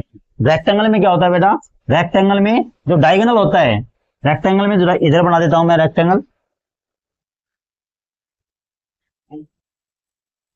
देखो बेटा PQRS। देखो रेक्टेंगल में ऑपोजिट साइड तो इक्वल होती है, साथ में इनके जो डायगोनल होते हैं वो भी इक्वल होते हैं। रेक्टेंगल में क्या होता है, ऑपोजिट साइड तो इक्वल होती है, लेकिन साथ ही साथ क्या होते हैं, डायगोनल भी इक्वल तो होते हैं। तो क्या निकाल लेंगे, PR, यानी P और R के बीच की डिस्टेंस निकाल लेंगे, वो किसके बराबर आना चाहिए, QS के। अगर PR और QS की डिस्टेंस भी बराबर है, यानी कि इसमें तीनों चीज होनी चाहिए, ऑपोजिट साइड इक्वल हो और साथ में क्या आ जाए, डायगोनल भी इक्वल आ जाए, तो हम क्या बोलेंगे कि दिए गए जो चारों वर्टेक्स हैं वो किसके हैं, रेक्टेंगल के हैं। और सेम बेटा अगर हम बात करें रोम्बस की, तो रोम्बस कैसे प्रूव करेंगे, तो बेटा रोम्बस प्रूव करने के लिए मान लो हमें चारों पॉइंट दिए गए हैं और हमें प्रूव करना है कि भाई रोम्बस है या नहीं है। तो हम क्या करेंगे, रोम्बस में क्या होता है, रोम्बस में चारों साइड कैसी होती हैं बेटा, इक्वल होती है। चारों साइड कैसी होती है, इक्वल होती है। तो हम क्या प्रूव कर देंगे, PQ equal to QR equal to SR equal to S P या पी एस। देखो बेटा, अगर हम क्वाड्रिलेटरल की चारों साइड निकालें और वो चारों साइड क्या आ जाए, इक्वल आ जाए, चारों साइड कैसे आ जाए, इक्वल आ जाए, तो हम क्या बोलेंगे कि दिए गए चारों वर्टेक्स जो हैं वो किसके हैं, रोम्बस के हैं। दिए गए वर्टेक्स किसके हैं, रोम्बस के हैं। और सेम सेम स्क्वायर में करेंगे। स्क्वायर में करने के लिए क्या करेंगे, स्क्वायर में करने के लिए भी चारों साइड निकालेंगे, पी क्यू आर एस। मान लो ये अपने पास एक स्क्वायर है, तो स्क्वायर प्रूफ करने के लिए क्या करेंगे, इसमें भी सेम चारों साइड कैसी आनी चाहिए, इक्वल आनी चाहिए। P Q equal to Q R equal to R S equal to S P. देखो बेटा, जो चीज रोम्बस में है वो तो स्क्वायर में होनी चाहिए साथ में। अब इन दोनों में फर्क कैसे करेंगे, साथ में स्क्वायर के लिए एक्स्ट्रा चीज और होती है, वो क्या होती है, डायगोनल। अगर डायगोनल भी इसके इक्वल है, चारों साइड आपस में इक्वल है और उनके साथ साथ डायगोनल भी इक्वल है, तो हम क्या बोलेंगे, जो हमारा क्वाड्रेटरल है वो कौन सा है, स्क्वायर है। तो पी आर इक्वल टू क्या होना चाहिए, क्यू एस भी इक्वल होना चाहिए। तो बेटा मुझे लगता है आपको अच्छे समझ में आ गया होगा कि अगर हमें 4 पॉइंट के कोऑर्डिनेट दिए गए हों और हमें पता लगाना हो कि उन चारों पॉइंटों से कौन सा क्वाड्रिलेटरल बनेगा, तो हम क्या करेंगे, सबसे पहले उन चारों पॉइंटों को यूज करके चारों साइड निकाल लेंगे। क्या निकाल लेंगे, चारों साइड निकाल लेंगे और फिर देखेंगे उनमें से कौन कौन सी साइड आपस में इक्वल है। क्या ऑपोजिट साइड इक्वल है, अगर ऑपोजिट साइड इक्वल हुई तो हम बोलेंगे ये एक पैरेललोग्राम है। अगर ऑपोजिट साइड इक्वल के साथ साथ इसके डायगोनल भी इक्वल है तो हम बोलेंगे क्या है, रेक्टेंगल है। और अगर चारों साइड ही आपस में इक्वल है तो हम बोलेंगे रोम्बस है। और अगर चारों साइड इक्वल के साथ साथ उसके डायगोनल भी इक्वल है तो हम बोलेंगे स्क्वायर है। तो चलिए बेटा, अभी तक जो हमने ट्रायंगल और क्वाड्रेटर के ऊपर जो थ्योरी बताई है उसके ऊपर हम एक क्वेश्चन करते हैं, केवल सारे क्वेश्चन इसी प्रकार से होंगे। देखो एक क्वेश्चन दिया गया है, so that the points 7,3, 3,0, 0,-4 and 4,-1 are the vertices of a rhombus. यानी कि हमें 4 वर्टेक्स दिए गए हैं और बताने के चारों वर्टेक्स जो हैं वो एक रोम्बस के हैं। तो देखो बेटा, सबसे पहले हम एक रोम्बस बना लेते हैं। इधर सबसे पहले एक रोम्बस बना लेते हैं। रोम्बस के बारे में पता लगाना है तो हमें पता है, अभी हमने पढ़ा था कि रोम्बस के बारे में अगर हमें पता लगाना है तो रोम्बस क्या होता है, रोम्बस क्या होता है, रोम्बस क्या होता है, जिसकी चारों साइड कैसी होती है, इक्वल होती है। रोम्बस क्या होता है, जिसकी चारों साइड इक्वल होती है। और अगर चारों साइड के साथ साथ साथ अगर डायगोनल भी इक्वल हो गए तो वो स्क्वायर बन जाता है। अगर डायगोनल इक्वल नहीं हुए तो क्या बन जाएगा, रोम्बस। तो हम क्या करते हैं, सबसे पहले इसकी चारों साइड निकालेंगे और चारों साइड के साथ साथ इसके डायगोनल भी निकालेंगे। तो ये डायगोनल इसके अपन ये लिख लेते हैं कोऑर्डिनेट, ये मान लो है 7,3, उसके बाद 3,0। बेटा जो वर्टेक्स हमें दिए गए हैं इनको एक ही ऑर्डर में लिखना है, ऐसे 7,3, 3,0, 0,-4 और 4,-1। तो देखिए हम चारों साइड निकालते हैं। तो सबसे पहले हम साइड निकालते हैं अपनी पी क्यू। तो देखो डिस्टेंस फॉर्मूला लगाएंगे तो पी क्यू साइड क्या आ जाएगी बेटा, पी क्यू साइड क्या आ जाएगी, 3-7 का होल स्क्वायर, 3-7 का होल स्क्वायर प्लस 0-3 का होल स्क्वायर, 0-3 का होल स्क्वायर। तो बेटा कितना आ जाएगा, 3-7 यानी कि माइनस का 4, -4 का स्क्वायर कितना हो जाएगा, 16 प्लस 0-3 यानी कि -3, -3 का स्क्वायर 9। तो 16 और 9 कितना हो जाएगा, 25 और 25 का रूट हो जाएगा 5। रूट 25 कितना होगा, +-5 होगा, +-5 होगा, लेकिन डिस्टेंस निकाल रहे हैं तो हम +5 यूज करेंगे। ऐसे ही टी क्यू के बाद क्या निकालेंगे, क्यू आर। तो बेटा देखो क्यू आर क्या हो जाएगा, रूट क्यू आर क्या हो जाएगा, 0-3 का होल स्क्वायर, 0-3 का होल स्क्वायर प्लस 0-4, 0-4 करेंगे तो क्या हो जाएगा बेटा, +4 हो जाएगा। तो देखो 0-3 -3 होगा, -3 का स्क्वायर क्या हो जाएगा, 9 हो जाएगा, प्लस 0+4, 0+4 क्या हो जाएगा, 4 हो जाएगा और 4 का स्क्वायर 16 हो जाएगा। तो बेटा क्या हो जाएगा 16 प्लस 9 कितना हो जाएगा 25 और 25 का रूट हो जाएगा 5। पी क्यू आ गया, क्यू आर आ गया, अब आर एस। तो बेटा आर एस क्या हो जाएगा, आर एस क्या हो जाएगा 0 माइनस 4 का होल स्क्वायर, 0 माइनस 4 का होल स्क्वायर प्लस, तो बेटा चाहे ऐसे इसमें से ये घटा सकते हैं चाहे इसमें से ये माइनस कर सकते हैं, उससे कोई फर्क नहीं पड़ेगा क्योंकि स्क्वायर है। तो 0 माइनस 4 का square plus minus 4 minus minus 1 तो क्या हो जाएगा +1 हो जाएगा इसका स्क्वायर, तो क्या हो जाएगा -4 का स्क्वायर हो जाएगा 16 प्लस -4 + 1 बचेगा -3 और -3 का स्क्वायर हो जाएगा 9, तो ये भी क्या हो जाएगा √25, तो क्या बचेगा बेटा 5 बचेगा। तो आर एस के बाद अब क्या निकालेंगे पी एस, तो पी एस क्या आ जाएगा, तो बेटा पी एस आ जाएगा 4 - 7 का होल स्क्वायर, 4 - 7 का होल स्क्वायर प्लस -1 - 3 का होल स्क्वायर, -1 - 3 का होल स्क्वायर, तो बेटा क्या आ जाएगा 4 - 7 यानी कि -3 का स्क्वायर 9 प्लस -1 - 3 माइनस का 4 और -4 का स्क्वायर 16, तो बेटा ये भी कितना आ जाएगा √25, तो इसका रूट कितना आ जाएगा 5 आ जाएगा। उसके बाद देखो हमने चारों साइड निकाल ली और हमने देखा कि चारों साइड जो है वो इक्वल है, चारों साइड जो है यह है इक्वल है। अगर चारों साइड इक्वल है इसका मतलब या तो ये रोम्बस है या ये स्क्वायर है, लेकिन उन दोनों में से डिफरेंस करने के लिए हम क्या निकालेंगे डायगोनल निकालेंगे। अगर डायगोनल इक्वल हुआ तो हमने क्या बोला था स्क्वायर होगा, और डायगोनल अगर इक्वल नहीं होगा तो हम क्या हो जाएगा ये रोम्बस हो जाएगा। हम इसके डायगोनल और निकालेंगे, क्या निकालेंगे पी आर और क्यू एस, पी आर और क्यू एस।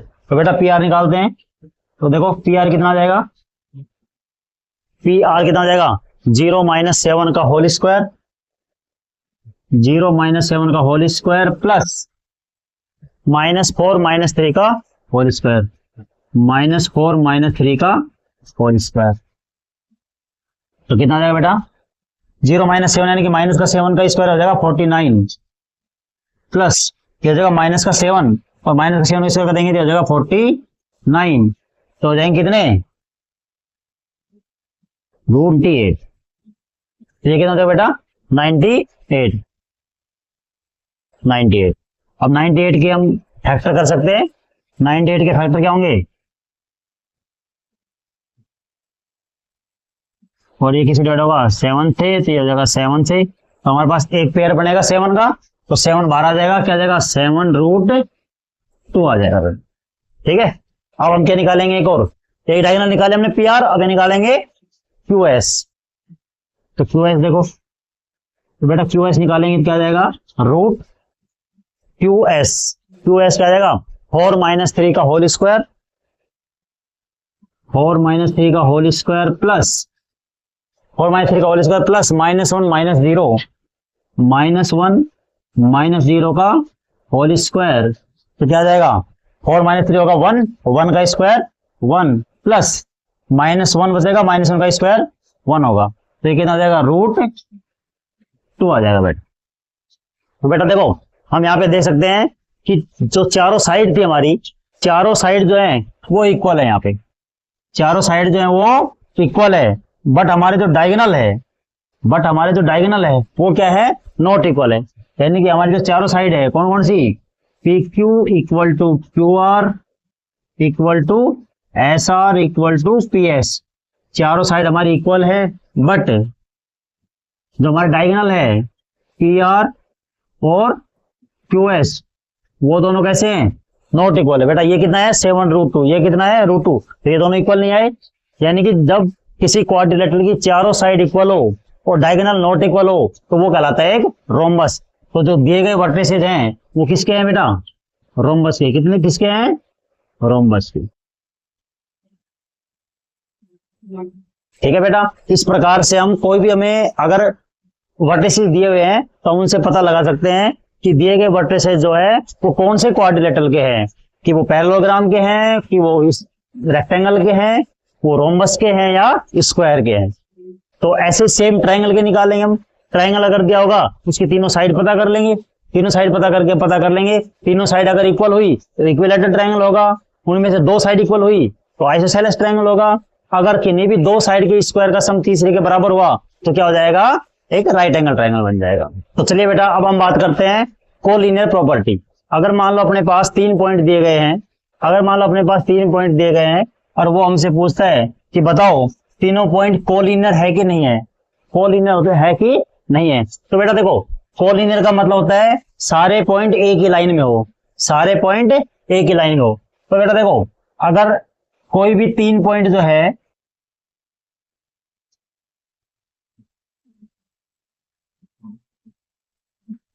देखो बेटा अगर 3 पॉइंट कोई भी 3 पॉइंट अगर एक ही लाइन पे होंगे तो वो कहलाते हैं कोलिनियर पॉइंट। क्या कहलाते हैं बेटा, कोलिनियर पॉइंट। देखो अगर तीनों पॉइंट कोलिनियर नहीं होंगे, तो हमेशा क्या बनाएंगे, एक ट्रायंगल बनाएंगे। क्या बनाएंगे बेटा, ये एक ट्रायंगल बनाएंगे हमेशा। अगर कोई भी 3 पॉइंट या तो कोलिनियर होंगे, कोलिनियर मतलब एक ही लाइन के ऊपर होंगे। अगर कोलिनियर नहीं होंगे तो हमेशा क्या किसका निर्माण करेंगे, एक ट्रायंगल का निर्माण करेंगे। तो बेटा हमें क्या करेगा, इस प्रकार के क्वेश्चन, ये भी डिस्टेंस फॉर्मूले से रिलेटेड क्वेश्चन है। इस प्रकार के क्वेश्चन में क्या करता है कि हमें कोई भी 3 पॉइंट दे देगा और 3 पॉइंट देकर हमसे पूछेगा कि बताओ ये तीनों पॉइंट जो है वो कोलिनियर है या नहीं है। तो देखो बेटा जब भी हमें किन्हीं भी तीनों पॉइंटों को कोलिनियर प्रूफ करना हो तो क्या करेंगे, हम सबसे पहले तीनों पॉइंटों के आपस में डिस्टेंस फाइंड कर लेंगे। क्या फाइंड कर लेंगे, डिस्टेंस, यानी क्या निकालेंगे, पी क्यू निकाल लेंगे, क्यू आर निकाल लेंगे और पी आर निकाल लेंगे। क्या निकालेंगे, पी क्यू निकाल लेंगे, क्यू आर निकाल लेंगे और पी आर, यानी तीनों पॉइंटों के आपस में डिस्टेंस निकालेंगे डिस्टेंस फॉर्मूले से। उसके बाद ये देखेंगे क्या इन तीनों में से किन्हीं भी दो का सम तीसरी के इक्वल है क्या, किन्हीं भी दो का सम जो है वो तीसरी के इक्वल है क्या। जैसे देखो मान लो अगर तीनों पॉइंट इस प्रकार से कोलिनियर हुए तो आप देख सकते हो यहाँ पे जो डिस्टेंस है P Q distance, P Q plus Q R जो है वो किसके इक्वल आएगी, पी आर के इक्वल आएगी। ठीक है बेटा, जैसे अगर मान लो तीनों पॉइंट इस प्रकार से हुए, पी उसके बाद क्यू उसके बाद अगर तीनों कोलिनियर हुए तो देखो ये डिस्टेंस प्लस ये डिस्टेंस इक्वल टू ये कंप्लीट डिस्टेंस हो जाएगी। यानी कि अगर तीनों पॉइंट कोलिनियर हुए तो उनमें से उन तीनों में से किन्हीं भी दो का सम, किन्हीं भी दो डिस्टेंस का सम जो होगा वो तीसरी के बराबर होगा। बेटा ये केवल तभी होगा, ये प्रॉपर्टी तभी सेटिस्फाई होगी जब वो तीनों पॉइंट कोलिनियर होंगे। तो इसलिए कोलिनियर पॉइंट प्रूफ करने के लिए हम क्या करेंगे, तीनों पॉइंट के आपस में डिस्टेंस निकाल लेंगे और डिस्टेंस निकाल कर ये देखेंगे क्या उनमें से किन्हीं भी दो का, ऐसा नहीं कि जो मैंने ऐसे लिखा है ऐसे होना चाहिए, किन्हीं भी दो डिस्टेंस का सम जो है वो तीसरी के अगर बराबर है तो हम कह देंगे तीनों पॉइंट कैसे हैं, कोलिनियर है। बेटा अगर देखो कोलिनियर नहीं हुए तो वो एक ट्रायंगल बनाएंगे और ट्रायंगल में हमेशा किन्हीं भी दो साइड का सम जो होता है, ट्रायंगल में हमेशा किन्हीं भी दो साइड का सम जो होता है वो हमेशा तीसरी साइड से बड़ा होता है। अगर ट्रायंगल बनेगा, अगर तीनों पॉइंट कोलिनियर नहीं हुए तो इसका मतलब वो ट्रायंगल बनाएंगे और ट्रायंगल में क्या होता है कि किन्हीं भी दो साइड का सम हमेशा तीसरी से बड़ा होता है। इसलिए अगर किन्हीं भी दो का सम तीसरी के बराबर नहीं आया इसका मतलब वो कोलिनियर नहीं है, क्या बना रहे हैं, ट्रायंगल बना रहे हैं। चलिए बेटा कोलिनियर प्रॉपर्टी के ऊपर हम एक क्वेश्चन करते हैं। कोलिनियर प्रॉपर्टी के ऊपर क्वेश्चन है, सो दैट द पॉइंट से -2,3, 1,2 एंड 7,0 आर कोलिनियर। यानी कि हमें 3 पॉइंट के कोऑर्डिनेट दिए गए हैं और हमें प्रूफ करना है कि तीनों पॉइंट कैसे हैं, कोलिनियर है। तो बेटा हमें बताया था कि कोलिनियर प्रूफ करने के लिए हम क्या करेंगे, तीनों पॉइंट की डिस्टेंस निकाल लेंगे। तीनों पॉइंट क्या निकाल लेंगे, डिस्टेंस निकाल लेंगे। तो सबसे पहले देखो हम एक पॉइंट को मान लेते हैं P, दूसरे पॉइंट को मान लेते हैं Q और तीसरे पॉइंट को मान लेते हैं हम R। तो हम क्या करेंगे, सबसे पहले तीनों पॉइंट के बीच की डिस्टेंस निकाल लेंगे। तो बेटा सबसे पहले क्या निकालेंगे, डिस्टेंस फॉर्मूले से PQ निकाल लेंगे। तो PQ क्या हो जाएगा, रूट x2 - x1 का होल स्क्वायर, यानी कि 1 - -2 क्या हो जाएगा, 1 + 2 का होल स्क्वायर, क्या हो जाएगा 2 - 3 का होल स्क्वायर। तो कितना आ जाएगा बेटा, तो 2 + 1 3, 3 का स्क्वायर 9, तो 9 प्लस ये जगह 2 - 3 यानी कि -1 का स्क्वायर +1, तो हमारे पास कितना आ जाएगा, √10। तो √10 के बेटा कोई रूट से बाहर नहीं आएगा क्योंकि इसके फैक्टर होते हैं 2 और 5 और दोनों ही क्या होते हैं, इरेशनल नंबर होती है, इसलिए वैल्यू क्या आ जाएगी √10। हमने पी क्यू निकाला, अब निकालते हैं क्यू आर। देखो क्यू आर निकालेंगे तो क्या आ जाएगा 7 - 1 का होल स्क्वायर, 7 - 1 का होल स्क्वायर प्लस 0 - 2 का होल स्क्वायर, 0 - 2 का होल स्क्वायर। तो कितना आ जाएगा 7 - 1 6, 6 का स्क्वायर 36 प्लस 0 - 2 यानी कि -2 और -2 का स्क्वायर कितना हो जाएगा 4 हो जाएगा बेटा। तो 0 - 2 का स्क्वायर कितना हो जाएगा 4 हो जाएगा।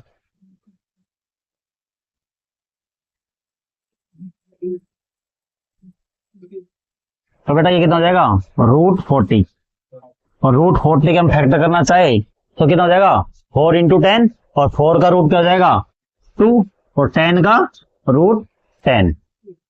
तो पी क्यू निकाल लिया, क्यू आर निकाला, क्या बचा पी आर। तो बेटा हम तीसरी डिस्टेंस निकालेंगे पी आर। तो पी आर क्या हो जाएगा पी और आर, तो 7 - -2, 7 - -2 है तो हो जाएगा +2 का होल स्क्वायर प्लस 0 - 3 का होल स्क्वायर, 0 - 3 का होल स्क्वायर। तो बेटा क्या आ जाएगा 7 + 2 9, 9 का स्क्वायर 81 प्लस -3 का स्क्वायर 9, तो हो जाएगा √90, और √90 के फैक्टर करेंगे तो हो जाएगा 3√10। क्या हो जाएगा भाई 90 क्या हो जाएंगे 9 × 10, 9 × 10 और 9 का √3 और 10 का √10। तो हमारे पास क्या आ गई तीनों डिस्टेंस। अब बेटा आप देख सकते हैं क्या हो, अब ये देखेंगे कि अगर ये तीनों कोलिनियर होने के लिए, इन तीनों को कोलिनियर होने के लिए ये देखेंगे किन्हीं भी दो के डिस्टेंस का सम जो है वो तीसरे के बराबर होना चाहिए। अगर किन्हीं दो का सम तीसरे के बराबर नहीं हुआ तो ये कोलिनियर नहीं होंगे, अगर किन्हीं भी दो का सम तीसरे के बराबर हुआ तो ये क्या हो जाएंगे कोलिनियर हो जाएंगे। तो बेटा क्या हो जाएगा देखो हम यहाँ देख सकते हैं कि पी क्यू और क्यू आर, पी क्यू और क्यू आर, देखो मैं लिख देता हूं पी क्यू कितना है हमारा √10, क्यू आर कितना आया, क्यू आर कितना है बेटा 2√10, और पी आर कितना आया पी आर आया 3। अब देखो यहाँ पे आप देख सकते हो बेटा ये √10 है, ये 2√10 है, वो 3√10 है। यहाँ पे देखो जो पी क्यू है P Q plus Q R, P Q plus Q R कितना है √10 प्लस 2√10, ये 1√10 है, ये 2√10 है, तो कितने बन जाएंगे 3√10 बन जाएंगे बेटा। और उधर जो पी आर है वो पी आर कितना दिया है 3√10, यानी कि किन्हीं भी दो साइड का सम जो है वो तीसरी के बराबर है। देखो बेटा तीसरी के बराबर है, यानी कि P Q plus Q R जो है वो किसके बराबर है पी आर के। कैसे बेटा पी आर के, तो दो साइड का सम तीसरे के बराबर है, इसका मतलब तीनों पॉइंट कैसे हो गए कोलिनियर हो गए। तो तीनों पॉइंट कैसे हैं कोलिनियर, तो तीनों पॉइंट कैसे हो जाएंगे बेटा कोलिनियर पॉइंट हो जाएंगे। यानी कि ये पॉइंट किस प्रकार से हैं, ये पॉइंट है बेटा इसे ऐसे देखो P Q plus Q R है ना, तो ये पी यहाँ पे क्यू है और ये आर, तो देखो P Q plus Q R जो है वो पी आर के बराबर, इसका मतलब तीनों पॉइंट कैसे हैं कोलिनियर है। तो चलिए बेटा हम चलते हैं हमारी कोऑर्डिनेट ज्योमेट्री का सबसे इंपॉर्टेंट पार्ट जो है वो है सेक्शन फॉर्मूला, जहां से क्वेश्चन आता ही आता है। सेक्शन फॉर्मूला, सेक्शन फॉर्मूला में क्या होता है बेटा कि हमें कोई भी दो पॉइंट दिए हुए होते हैं, कोई भी दो पॉइंट दिए होते हैं और उनको ज्वाइन करने वाली, इन दोनों पॉइंटों को ज्वाइन करने वाली एक लाइन सेगमेंट होती है। जैसे मान लो हमारे पास एक पॉइंट है ए और एक पॉइंट है बी, पॉइंट ए और बी को हम इसके कोऑर्डिनेट लिख लेते हैं। इसके कोऑर्डिनेट हमने मान लिए कि x1 y1 है और इसके कोऑर्डिनेट मान लिए हमने x2 y2, तो दोनों हमने कोऑर्डिनेट लेट कर लिए हैं, ए के मान लिए x1 y1 और बी के मान लिए x2 y2।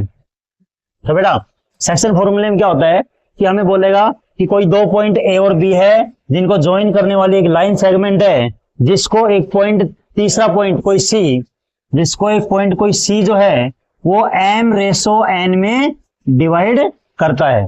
क्या करता है m/n में डिवाइड करते हैं, मतलब ये सी पॉइंट जहां पे है इसमें से इस लाइन सेगमेंट के m हिस्से, m पार्ट तो इधर है और n पार्ट इधर है, एक पॉइंट ए और बी, दो पॉइंट ए और बी को ज्वाइन करने वाले लाइन सेगमेंट को एक पॉइंट सी जो है वो m रेशो n में डिवाइड करता है। तो हमसे पूछेगा सी के कोऑर्डिनेट बताओ।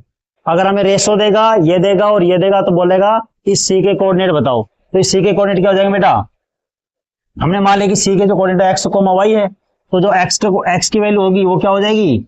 M X two plus N X one. क्या हो जाएगा बेटा? M X two plus N X one upon M plus N. इसी प्रकार से जो y जो होगी, y क्या हो जाएगा? अब y कोऑर्डिनेट के साथ ले लेंगे तो क्या हो जाएगा? M Y two plus N Y one upon M plus N. और जो x और y की वैल्यू आएगी वही क्या हो जाएगा? हमारा c पॉइंट हो जाएगा।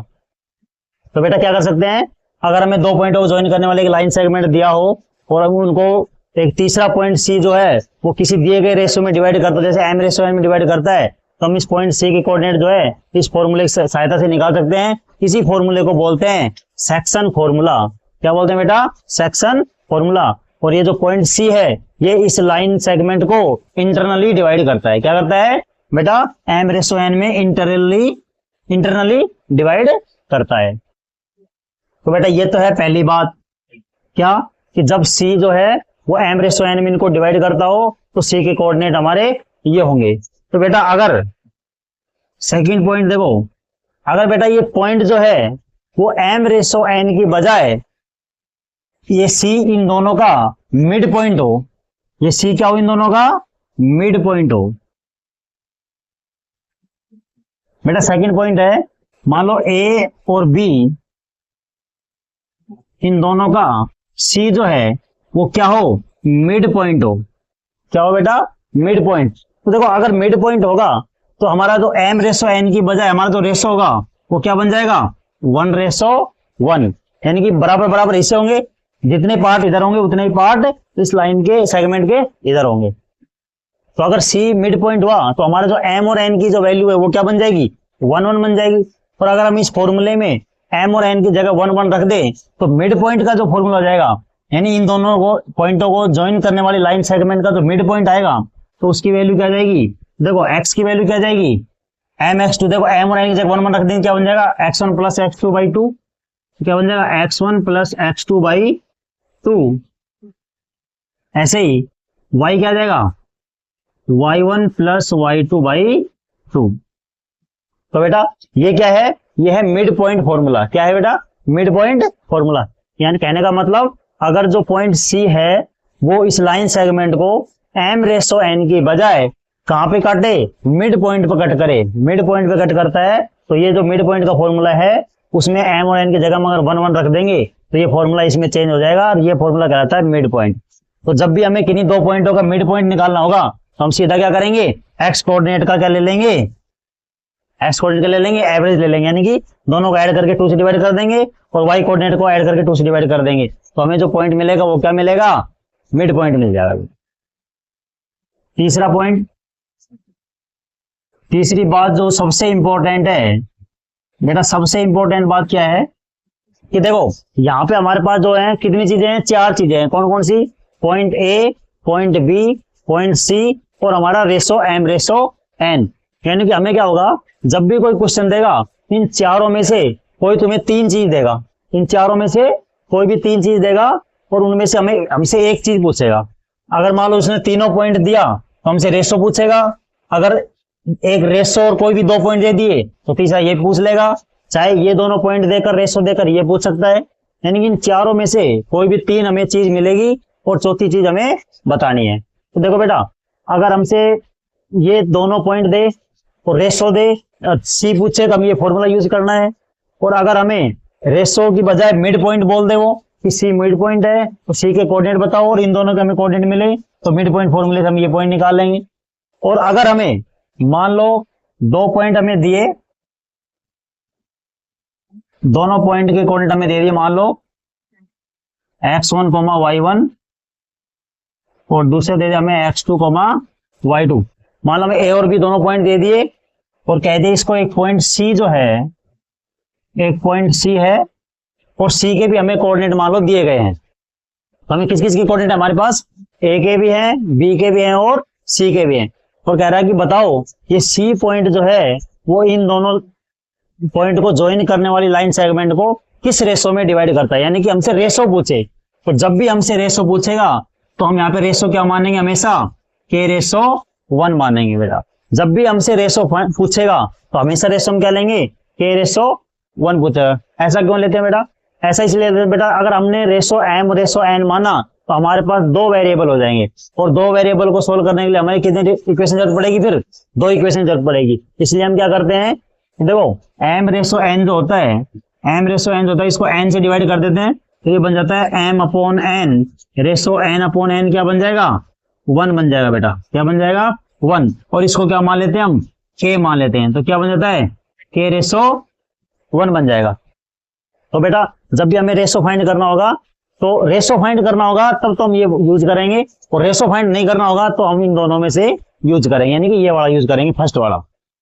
तो देखो रेशो अगर हमें फाइंड करना है तो हम फॉर्मूला क्या लगाएंगे, फिर के रेशो 1 मान लेंगे, और फॉर्मूला हमारा क्या बन जाएगा, एक्स की वैल्यू हमें गिवन होगी उसको यहाँ लिख लेंगे, एक्स इक्वल टू क्या बन जाएगा, के एक्स2, फॉर्मूला वही है के एक्स2 प्लस 1x1, तो क्या बन जाएगा x1 upon m plus N लेते हैं तो क्या हो जाएगा k प्लस 1, और y क्या हो जाएगा बेटा, ky2 plus y1 upon k plus 1। तो बेटा क्या करना है, जब भी रेशो फाइंड करना हो, जब भी हमें 3 पॉइंट दे दे और रेशो फाइंड करना हो तो हमेशा ये फॉर्मूला यूज करना है हमें। और जैसे मान लो k की वैल्यू हमारे पास आ गई 2/3, अगर मान लो हमारे पास k की वैल्यू क्या आ गई 2/3, तो हम क्या मान लेंगे, इसका रेशो क्या मान लेंगे, k रेशो 1 इक्वल टू क्या मान लेंगे, 2 रेशो 3 मान लेंगे बेटा, ठीक है। और k की वैल्यू अगर पॉजिटिव आएगी तो ये इंटरनली डिवाइड करेगा, और k की वैल्यू अगर नेगेटिव आएगी तो ये एक्सटर्नली डिवाइड करेगा। तो चलिए बेटा सबसे पहले हम एक सेक्शन फॉर्मूले के फिर नॉर्मल से एक क्वेश्चन करते हैं, जिसमें क्या दिया है, the find the coordinate of the point r, यानी पॉइंट r दिया गया है उसके हमें क्या निकालने हैं, कोऑर्डिनेट फाइंड करने हैं। ये क्या है, r which divides the line segment joining the points p -2, 3 and q 4, 7 in the ratio 4:7 internally, यानी कि एक पॉइंट r है जो p और q पॉइंट को ज्वाइन करने वाली लाइन सेगमेंट को क्या करता है, 4:7 में इंटरनली डिवाइड करता है। तो हमें क्या निकालना है, पॉइंट r के कोऑर्डिनेट निकालने हैं। तो बेटा देखो सबसे पहले हम इसका थोड़ा डायग्राम बनाते हैं। कोऑर्डिनेट ज्योमेट्री में अगर आप डायग्राम सही बनाते हो तो आपका आंसर भी सही आएंगे। तो देखो पॉइंट P जो है वो कितना दिया गया है, -2, 3 दिया गया। बेटा P पॉइंट क्या दिया गया है, -2, 3 दिया गया है, और पॉइंट Q क्या दिया है, 4, 7 दिया गया है। इसी प्रकार जो पॉइंट R है वो क्या करता है, इसको इंटरनली डिवाइड करता है। तो देखो हमें R को फाइंड करना है, R फाइंड करना है, इसलिए हमने R के कोऑर्डिनेट क्या मान लिए, x, y मान लिए, ठीक है। और जो R है वो इनको ज्वाइन करने वाली लाइन सेगमेंट किस रेशो में डिवाइड करता है, 4:7 में। तो हमारे रेशो क्या ले लिया हमने, 4:7 ले लिया। तो बेटा रेशो क्या होगा, 4:7। तो मैंने तुम्हें पहले कहा था कि अगर हमें सेक्शन फॉर्मूला यूज करना है तो हमारे पास 4 चीजें हैं, क्या क्या, 3 पॉइंट और एक रेशो, इनमें से हमें कोई भी 3 चीजें मिलेंगी और एक हमसे पूछेगा। तो यहाँ भी देखो हमें 3 चीजें दी गई हैं, 2 पॉइंट दिए हैं और रेशो दिया है, और क्या पूछ रहा है हमें, आर के कोऑर्डिनेट पूछ रहा है। तो बेटा आर के कोऑर्डिनेट क्या होगा, कैसे निकालेंगे, देखो ये तो होगा हमारे लिए m, ये हो गया n, ये x1 y1, ये हो गया x2 y2, और किसकी वैल्यू निकालेंगे, x y की। तो फॉर्मूला क्या होता है, x equal to mx2 plus nx1 upon m plus n। ऐसे ही y क्या होता है, my2 plus ny1 upon m plus n। तो बेटा सबकी वैल्यू रख देंगे। तो देखो x की वैल्यू क्या जाएगी, mx2 क्या जाएगा, 4 इंटू 4, तो 4 इंटू 4 प्लस 7 इंटू -2, तो क्या जाएगा 7 इंटू -2 अपॉन 4 प्लस 7 यानी कि m प्लस n, 4 प्लस 7। इधर y क्या जाएगा, y आ जाएगा 4 इंटू 7, 4 इंटू 7 प्लस क्या जाएगा 7 into 3, 7 into 3 upon m plus n, यानी कि 4 प्लस 7। तो बेटा क्या जाएगा x इधर, देखो 4 4 जा 16 प्लस, देखो ये माइनस है तो प्लस माइनस माइनस, तो कितना हो जाएगा 7 2 जा 14 अपॉन क्या हो जाएगा 11। इधर y क्या जाएगा 4 7 जा 28 हो जाएगा प्लस क्या हो जाएगा 21 अपॉन क्या हो जाएगा 11। तो मैं इधर लिख देता हूं बेटा, तो x की वैल्यू क्या जाएगी, x की वैल्यू हो जाएगी 16 माइनस 14 कितना हो जाएगा 2, यानी कि 2/11, और y क्या जाएगा 28 और 21 कितना हो जाएगा 49/11, यानी कि कोऑर्डिनेट ऑफ पॉइंट R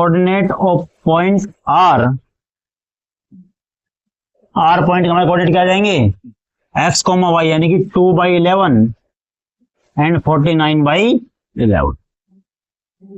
ठीक है बेटा, ऐसे क्या करना है भाई, चारों चीजों में से हमें कोई भी 3 चीजें मिलेंगी वो इस फॉर्मूले में रख देना है। अगर हमें R दिया होता, रेशो दिया होता, इन दोनों में से कोई भी एक पॉइंट होता हमारे पास, तो हम क्या करते x1 y1 की जगह ये वैल्यू रख देते, और x2 y2 की जगह हम x2 y2 रखते, और हम इसको क्रॉस मल्टीप्लाई करके सोल्व करते, तो इस पॉइंट की वैल्यू हो जाती। तो बेटा इस प्रकार का कोई भी क्वेश्चन आएगा, इन चारों में से कोई भी एक पूछेगा तो हमें ये फॉर्मूला यूज करना है, और अगर इनकी वैल्यू दे रखी हो पहले से तो इनको क्रॉस मल्टीप्लाई करके जिनकी वैल्यू हमें निकालनी है वो हम वैल्यू निकाल लेंगे। तो चलिए बेटा अब चलते हैं हमारे सेक्शन फॉर्मूले के नेक्स्ट क्वेश्चन की तरफ।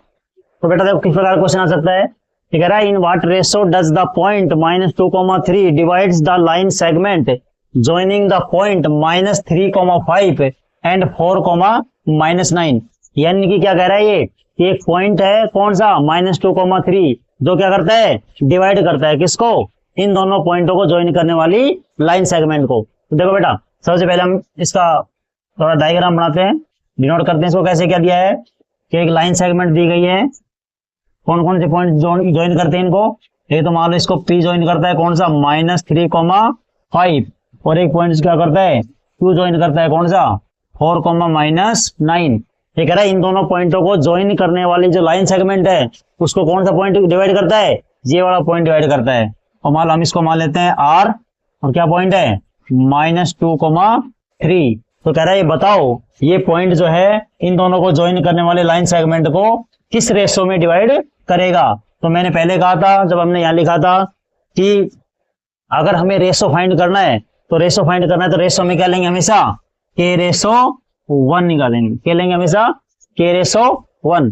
बस बेटा ये K/1 लेकर हम वही फॉर्मूला लगा देंगे। हमारा क्या फॉर्मूला होता है, x इक्वल टू क्या होता है, x equal to mx2 plus nx1 upon m plus n, और y क्या होता है my2 plus ny1 upon m plus n। तो देखो x की वैल्यू में गिवन है पहले कितनी है -2 इक्वल टू m कितना है k, क्या हो जाएगा 4k, तो हो जाएगा 4k, फिर हो जाएगा -3, भाई 1 को -3 से मल्टीप्लाई करेंगे -3 अपॉन k प्लस 1। इधर y की वैल्यू कितनी दी है 3, तो y की वैल्यू कितनी दी है बेटा 3 दी है।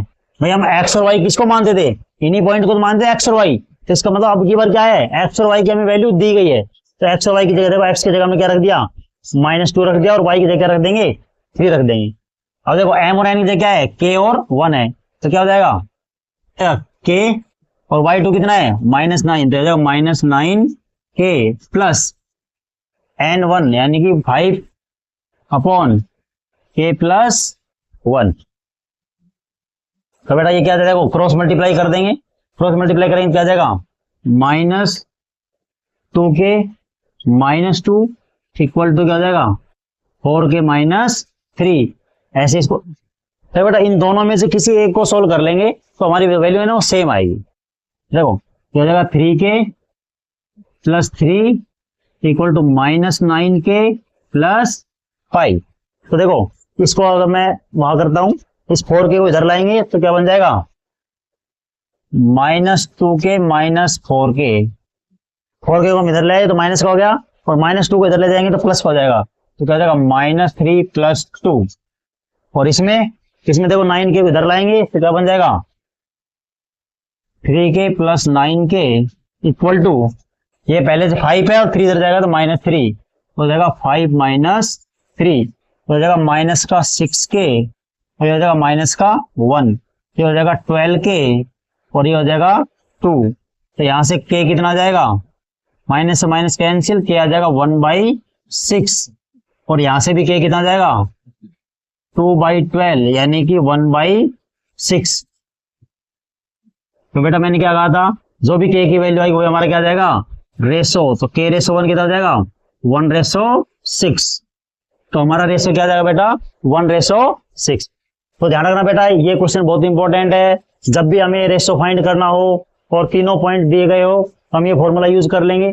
इस फॉर्मूले की वजह हमें डायरेक्ट फॉर्मूला तो लिखवाया था k में करके, तो हम इसको ऐसे भी लिख सकते हैं kx2 + x1 अपॉन k + 1, या फिर m और n की जगह k और 1 रख देंगे बस, हो जाएगा ky2 + y1 अपॉन k + 1। तो डायरेक्ट इसमें क्या करेंगे x1 x2 y1 y2 की वैल्यू रख देंगे और x और y की वैल्यू भी दी है और वो भी x और y की जगह रख देंगे, क्रॉस मल्टीप्लाई करेंगे और k की वैल्यू फाइंड कर लेंगे। k की जो वैल्यू आएगी, अगर इस प्रकार की वैल्यू आई है तो k रेशो 1 कितना हो जाएगा, इसके नीचे 1 मान लेंगे, k रेशो 1 क्या हो जाएगा 1/6। तो चलिए बेटा हम चलते हैं हमारे नेक्स्ट क्वेश्चन की तरफ, जो है हमारा सेक्शन फॉर्मूला का सबसे इंपॉर्टेंट क्वेश्चन है। सबसे इंपॉर्टेंट देखो, एक तो जिसमें रेशो पूछता है वो सबसे इंपॉर्टेंट है, वो बहुत ज्यादा क्वेश्चन आता है। दूसरा ये वाला जो क्वेश्चन है इस प्रकार का क्वेश्चन, मैं ये नहीं कह रहा ये आएगा, मतलब इसके जैसा क्वेश्चन है वो सबसे इंपॉर्टेंट है, जो बहुत ज्यादा बार पूछा जाता है। क्या कह रहा है, determine the ratio in which the line y - x + 2 = 0 divides the line segment joining the points 3, -1 and 8, 9। क्या कह रहा है कि इन दोनों पॉइंट को ज्वाइन करने वाली जो लाइन सेगमेंट है उसको एक लाइन जो है ये वाली लाइन क्या करती है, उसको डिवाइड करती है। तो बताओ कि ये लाइन उस लाइन सेगमेंट को किस रेशो में डिवाइड करती है। तो बेटा देखो हम इसका थोड़ा डायग्राम बनाते हैं, ज्यादातर आधा तो क्वेश्चन डायग्राम से ही सोल्व हो जाता है। अगर हम सही डायग्राम बनाते हैं तो देखो 2 पॉइंट दिए गए हैं, कौन सा 3, -1 और b क्या दिया है 8, 9। तो इन दोनों पॉइंटों को ज्वाइन करने वाली जो लाइन सेगमेंट है इसको कौन डिवाइड करता है, एक लाइन डिवाइड करती है। और इस लाइन की जो इक्वेशन है वो क्या है, y - x + 2 = 0, यानी कि ये जो लाइन है ये लाइन क्या करती है, इस लाइन सेगमेंट को क्या करती है, डिवाइड करती है।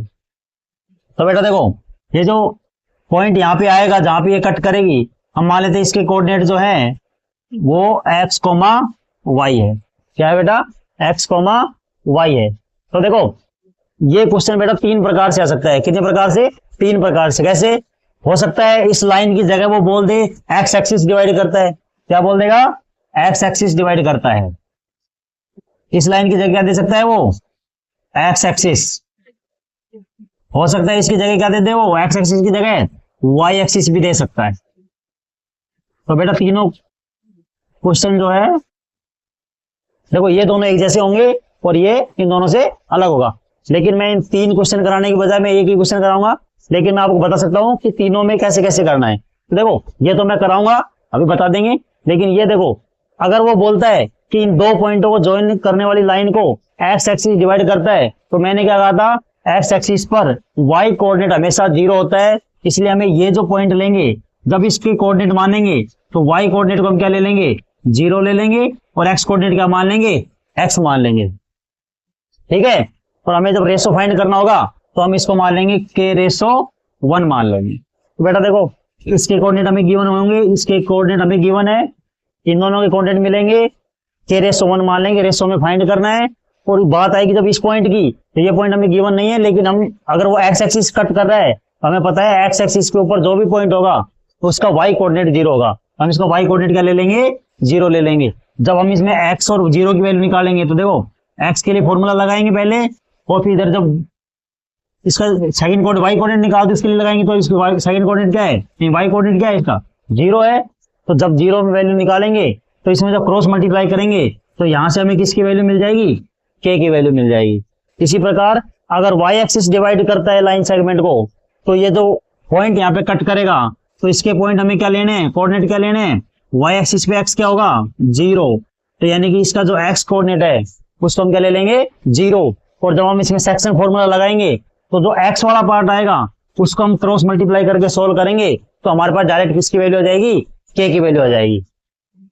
तो ये दोनों क्वेश्चन इस प्रकार से होंगे। तो अगर ये क्वेश्चन है इसकी बात करें तो हम क्या मान लेंगे, हम मान लेंगे मान ला इसको जो रेशो डिवाइड करता है वो कौन है, के रेशो 1 है। तो हम क्या करेंगे, इसमें सेक्शन फॉर्मूला लगाएंगे सबसे पहले। तो देखो सबसे पहले सेक्शन फॉर्मूला लगाते हैं,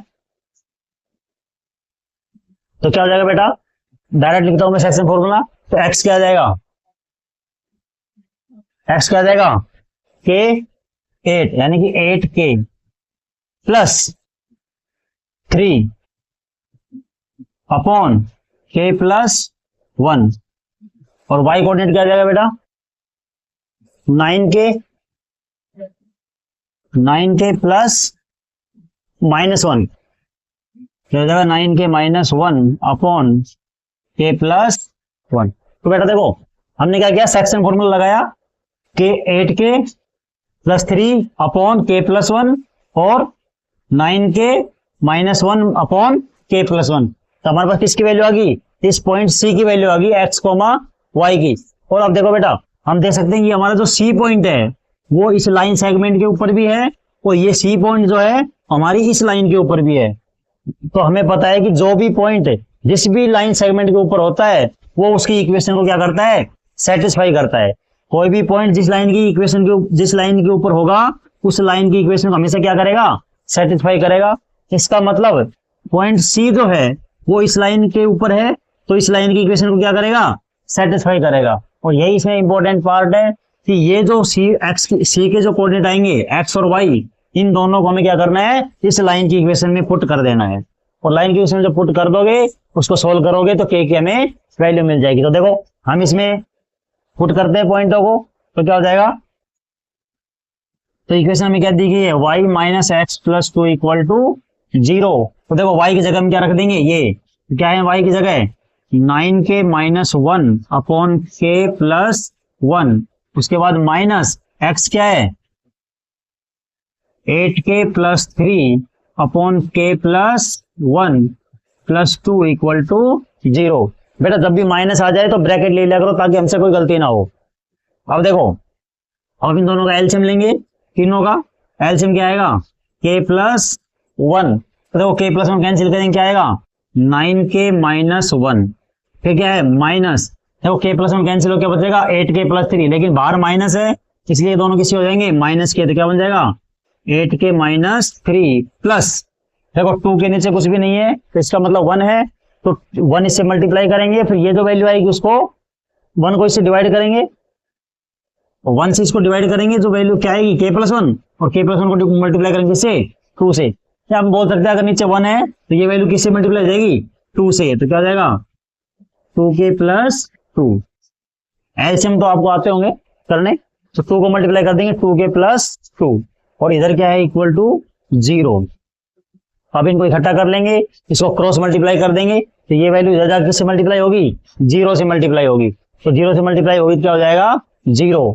तो हमारे पास क्या बचेगा इधर, हमारे पास इधर क्या बचेगा, देखो 9k माइनस 8k कितना बचेगा k, 9k माइनस 8k क्या बचेगा k, और 2k कितने हो जाएंगे 3k, कितने हो जाएंगे बेटा 3k।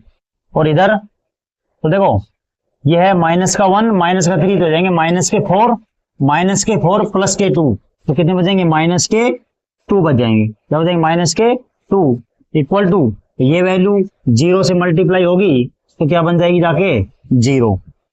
तो यहां से कितना आ जाएगा 3k इक्वल टू 2, तो k कितना आ जाएगा 2/3, इसका मतलब हमारा रेशो क्या आ जाएगा k रेशो 1 आ जाएगा 2 रेशो 3 आ जाएगा बेटा, ठीक है। देखो बेटा एक क्वेश्चन इस प्रकार से आ सकता है सेक्शन फॉर्मूले के ऊपर, क्या कहते हैं ए और बी को ज्वाइन करने वाला एक लाइन सेगमेंट है, इस लाइन सेगमेंट को ट्राई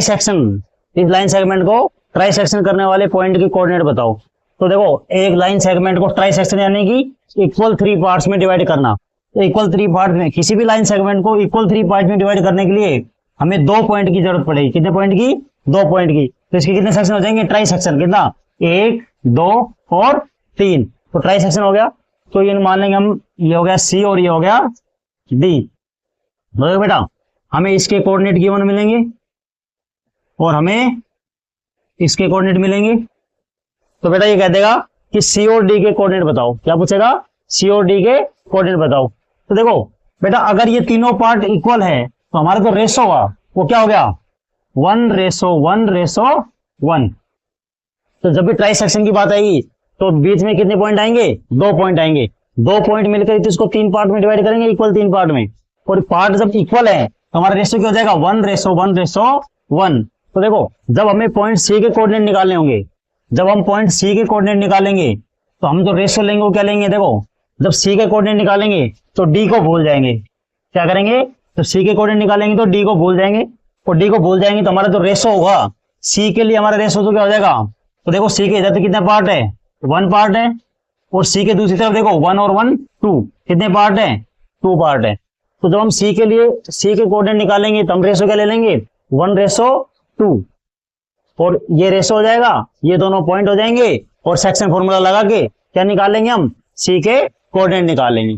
ठीक है। और अगर जब बात करेंगे हम डी के लिए, अगर हमें डी के कोऑर्डिनेट निकालने हैं, अगर हमें डी के कोऑर्डिनेट निकालने हैं तो क्या करेंगे? जब डी के कोऑर्डिनेट निकालेंगे तो सी को भूल जाएंगे, और सी को भूल जाएंगे तो देखो, डी जहां पे है उससे इससे 2 पार्ट इधर है और 1 पार्ट इधर है। तो फिर डी के लिए हम क्या लेंगे? 2:1 लेंगे बेटा। क्या लेंगे? 2:1 लेंगे। तो फिर इसमें क्या हो जाएगा? 1 पॉइंट ये हो गया, 1 पॉइंट ये हो गया, और ये रेशो हो गया, और सेक्शन फॉर्मूला लगाएंगे तो किसके कोऑर्डिनेट निकालेंगे? डी के कोऑर्डिनेट निकालेंगे। और इस प्रकार से सी और डी दोनों के हमारे पास क्या आ जाएंगे? कोऑर्डिनेट। और ये वो दोनों पॉइंट होंगे जो इन दोनों पॉइंटों को ज्वाइन करने वाली लाइन सेगमेंट को ट्राई सेक्शन यानी कि 3 इक्वल पार्ट्स में डिवाइड करते हैं। देखो बेटा, इसी प्रकार से अगर हमें कहा गया हो कि भाई एक लाइन सेगमेंट को ज्वाइन करने वाले मतलब 2 पॉइंटों को ज्वाइन करने वाले लाइन सेगमेंट को 4 इक्वल पार्ट्स में डिवाइड करने वाले पॉइंट को क्या निकालो? कोऑर्डिनेट फाइंड करो। तो देखो, किसी भी लाइन सेगमेंट को 4 इक्वल पार्ट्स में डिवाइड करने के लिए हमें कितने पॉइंट की जरूरत पड़ेगी? 3 पॉइंट होगी। तो हम मान लेते 3 पॉइंट कौन से हैं? सी, डी और ई पॉइंट है। तो देखो, एक लाइन सेगमेंट को 4 इक्वल पार्ट 1, 2, 3 और 4 4 इक्वल पार्ट में अगर डिवाइड करना है तो हमें कितने पॉइंट की जरूरत पड़ेगी? 3 पॉइंट की जरूरत पड़ेगी। और चारों पॉइंट अगर पार्ट इक्वल है तो इनके रेशो क्या बन गए? 1:1:1:1। तो चारों का 1:1 रेशो हो गया, तो इक्वल पार्ट्स हैं। अब देखो, सेम उसी की तरह हमें इसके कोऑर्डिनेट मिलेंगे और इसके कोऑर्डिनेट मिलेंगे। तो हम क्या करेंगे? जब हम सी का कोऑर्डिनेट निकालने होगा, जब हमें सी का कोऑर्डिनेट निकालना होगा तो हम इन दोनों को भूल जाएंगे, और सी के लिए क्या रेशो यूज करेंगे? सी के इधर कितना पार्ट है? 1 पार्ट है, और इधर कितने पार्ट है? 3 पार्ट है। तो क्या रेशो यूज करेंगे? 1:3। तो देखो, इनके कोऑर्डिनेट हमारे पास पहले से है, ये हमारे पास रेशो आ जाएगा सी के लिए, और हम क्या निकालेंगे? सी का कोऑर्डिनेट फाइंड कर लेंगे सेक्शन फॉर्मूले से। दूसरा, जब डी के कोऑर्डिनेट निकालेंगे तो हम देखो डी को देखेंगे तो डी के 2 पार्ट इधर है और 2 पार्ट इधर है, यानी कि दोनों तरफ इक्वल पार्ट्स है। इक्वल पार्ट्स है तो हम इसके लिए क्या करेंगे? 1:1 रेशो यूज करेंगे, यानी कि ये जो डी होगा ये मिड पॉइंट होगा। किसका? ए और बी का। तो हम चाहे तो मिड पॉइंट फॉर्मूला यूज कर सकते हैं, या फिर इसके लिए 1:1 रेशो यूज करके इन दोनों पॉइंटों से सेक्शन फॉर्मूले से क्या निकालेंगे? डी के कोऑर्डिनेट निकालेंगे। ऐसे ही जब हम बात करेंगे ई की, ई पॉइंट के कोऑर्डिनेट निकालेंगे तो हम सी और डी को भूल जाएंगे, और ई को जब निकालेंगे तो देखो, ई के लिए देखो 3 पार्ट इधर है, 3 पार्ट्स इधर है, और 1 पार्ट इधर है। तो ई के लिए क्या रेशो यूज करेंगे? 3:1 यूज करेंगे। क्या रेशो यूज करेंगे? 3:1, यानी कि 3 पार्ट इधर है और 1 पार्ट इधर है। तो बेटा, ये दोनों पॉइंट हो जाएंगे, ये रेशो हो जाएगा, और सेक्शन फॉर्मूले से क्या निकालेंगे? ई के कोऑर्डिनेट निकालेंगे, जैसे हम सी के कोऑर्डिनेट निकाल रहे थे शुरू। देखो बेटा, जो लास्ट क्वेश्चन है हमारे कोऑर्डिनेट ज्योमेट्री का, वो इस प्रकार का हो सकता है कि हमें 4 कोऑर्डिनेट दे दे। जैसे हमने डिस्टेंस फॉर्मूले से हमने पता लगाया था कि भाई हमारे पास जो क्वाड्रिलेटरल होगा वो कौन सा होगा? रोम्बस होगा, या स्क्वायर होगा, या पैरेललोग्राम होगा, या रेक्टेंगल होगा। उसी प्रकार से हम उससे भी जल्दी किससे पता लगा सकते हैं? सेक्शन फॉर्मूले से पता लगा सकते हैं। और सेक्शन फॉर्मूले से पता लगाने के लिए हमें क्या करना पड़ेगा, सेम चीज हम सेक्शन फॉर्मूले से पता कर सकते हैं, और जो हमें अच्छी लगेगी हम उससे कर लेंगे क्वेश्चन को। तो देखो सेक्शन फॉर्मूले से अगर हमें पता लगाना है कि दिए गए 4 पॉइंट यानी 4 वर्टेक्स जो है वो पैरेललोग्राम के हैं, तो हमें क्या देखना पड़ेगा। तो बेटा देखो जब भी पैरेललोग्राम की बात करोगे तो सेक्शन फॉर्मूले से क्या होगा, कि पैरेललोग्राम के जो डायगोनल्स होते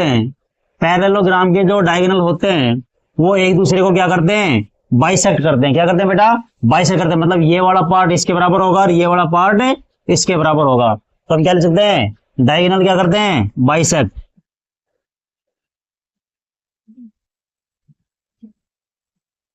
क्या करते हैं बेटा, डायगोनल। क्या हमें ध्यान रखना है कि डायगोनल पैरेललोग्राम में डायगोनल क्या करते हैं, बाइसेक्ट करते हैं। मतलब बाइसेक्ट का मतलब ये वाला पार्ट आपस में इक्वल होंगे, ये वाले पार्ट आपस में इक्वल होंगे। तो हमें प्रॉपर्टी कैसे लगानी है कि जब भी पैरेललोग्राम प्रूफ करना हो तो हमें क्या करना पड़ेगा, इन दोनों का मिड पॉइंट निकाल लेंगे और इन दोनों का मिड पॉइंट निकाल लेंगे। अगर इन दोनों के मिड पॉइंट अगर सेम आए तो हम कह देंगे जो चारों वर्टेक्स हैं वो किसके हैं, पैरेललोग्राम के हैं। समझ गए बेटा, इनका मिड पॉइंट और इनका मिड पॉइंट अगर सेम है तो हम क्या कह देंगे, चारों वर्टेक्स किसके हैं, पैरेललोग्राम के हैं। इसी प्रकार से अगर हमें पता करना हो रेक्टेंगल है या नहीं है तो हम क्या करेंगे, रेक्टेंगल में क्या होगा, डायगोनल्स क्या करेंगे, बाइसेक्ट तो करेंगे ही। डायगोनल क्या करेंगे, वही जो पैरेललोग्राम में होगा। डायगोनल बाइसेक्ट करते हैं तो रेक्टेंगल में भी डायगोनल बाइसेक्ट करेंगे। लेकिन इन दोनों में डिफरेंस कैसे पता लगेगा, इसमें डायगोनल बाइसेक्ट करेंगे, साथ ही साथ इसके जो डायगोनल होंगे वो इक्वल भी होंगे। क्या होंगे, डायगोनल्स आर इक्वल।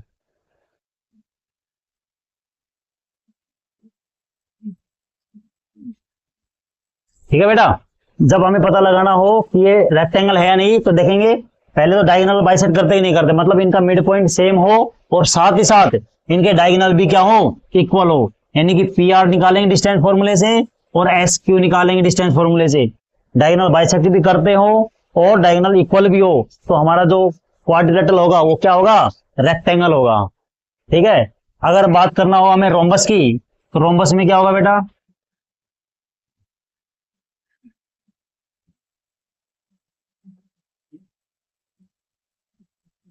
अगर बेटा हमें रोम्बस के बारे में पता करना है तो देखो रोम्बस में क्या होता है, इसमें भी डायगोनल क्या करते हैं, बाइसेक्ट करते हैं। क्या करते हैं, डायगोनल बाइसेक्ट करते हैं। देखो मैंने पहले कहा था ये सब पैरेललोग्राम होते हैं और जो प्रॉपर्टी पैरेललोग्राम में लगी है वो इनमें भी लगेगी, इसमें भी लगेगी और इसमें भी लगेगी। और पैरेललोग्राम में क्या प्रॉपर्टी लगी थी, डायगोनल बाइसेक्ट करते हैं। तो देखो इसके भी डायगोनल बाइसेक्ट करेंगे, साथ ही साथ और क्या प्रॉपर्टी होगी इसमें एक्स्ट्रा, इसमें जो इसकी एडजेसेंट साइड होगी ये दोनों क्या होंगी, इक्वल होंगी। इसमें एक्स्ट्रा प्रॉपर्टी क्या होगी बेटा, इसमें डायगोनल तो बाइसेक्ट होंगे साथ में एडजेसेंट साइड भी क्या होगी, इक्वल होगी। और बात करें हम स्क्वायर की तो बेटा स्क्वायर में क्या होगा, स्क्वायर में देखो हमें पता है कि रोम्बस से स्क्वायर बनता है तो स्क्वायर में देखो ये दोनों प्रॉपर्टी तो लगेंगी साथ में। यानी कि क्या क्या प्रॉपर्टी होगी इसकी, एक तो क्या हो गया, डायगोनल बाइसेक्ट। सेकंड प्रॉपर्टी क्या लगेगी, एडजेसेंट क्या हो, इक्वल। एडजेसेंट साइड क्या होगी,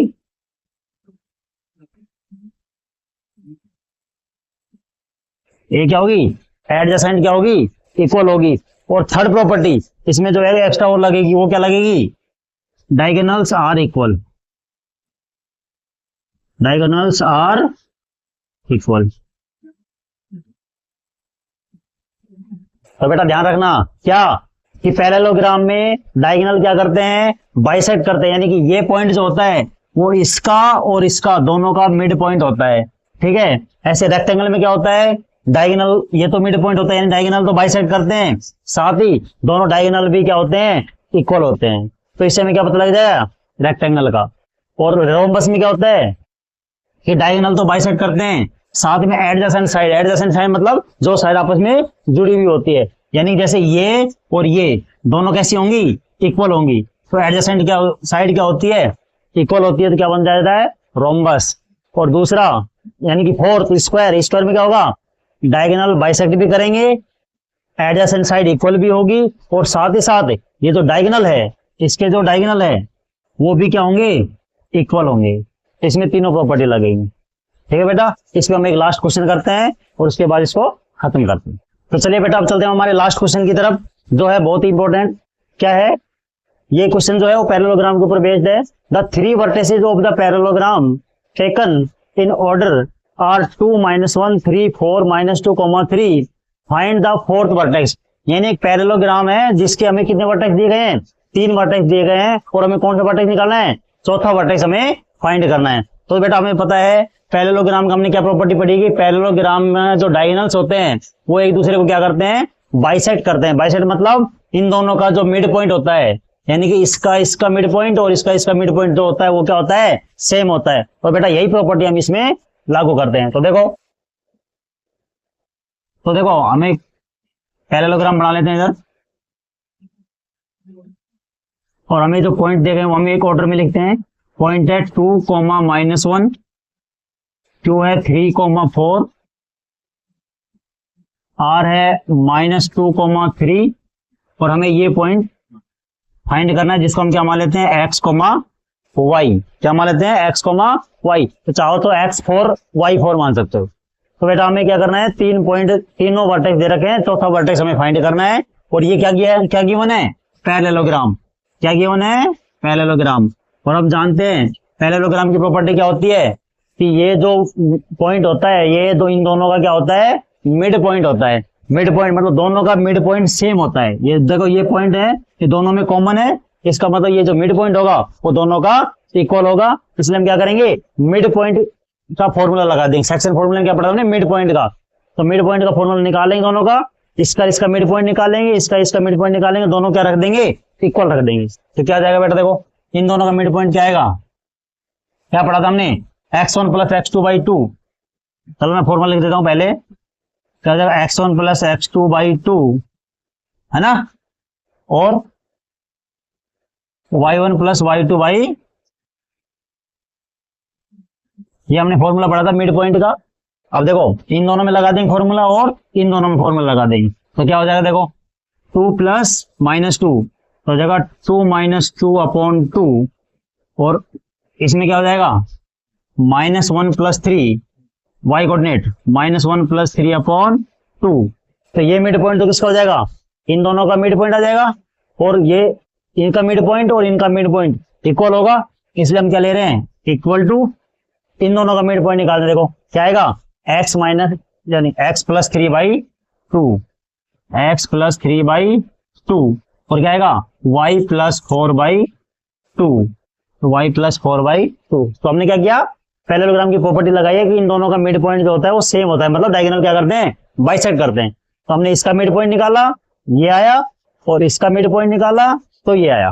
क्या आया, x1 + x2/2, y1 + y2/2, x1 + x2/2, y1 + y2/2, दोनों को बराबर रख दिया। तो यहां से क्या कोऑर्डिनेट आया, 2 - 2 0, 0/2 करेंगे तो 0, ये कितना आएगा 2 बचेगा ऊपर, 2/2 करेंगे तो 1 आएगा। इधर क्या जाएगा, x + 3/2, और ये क्या आया, y + 4/2। और देखो बेटा कोई भी दो कोऑर्डिनेट बराबर कब होते हैं, कोई भी दो कोऑर्डिनेट इक्वल कब होते हैं, जब उनके कॉरस्पॉन्डिंग एलिमेंट कैसे हो, इक्वल हो। मतलब ये पॉइंट तो किसके इक्वल हो, इस कोऑर्डिनेट के, और ये कोऑर्डिनेट किसके इक्वल हो, इसके इक्वल हो। तो हम क्या बनाएंगे, दो इक्वेशन बना लेंगे यहां से। तो क्या हो जाएगा, तो 0 तो किसके बराबर हो जाएगा, x + 3/2 के, और 1 किसके बराबर हो जाएगा, y + 4/2 के। तो यहां से देखो 2 × 0 0 = x + 3, और इधर आ जाएगा 2 = y + 4। तो यहां से x कितना आ जाएगा, x आ जाएगा बेटा -3, और यहां से y कितना आ जाएगा, आ जाएगा 2 - 4, यानी कि y आ जाएगा -2। तो बेटा हमारे पास x और y की वैल्यू क्या आ गई, -3, -2। तो हमारा जो फोर्थ पॉइंट आएगा वो क्या आएगा, -3,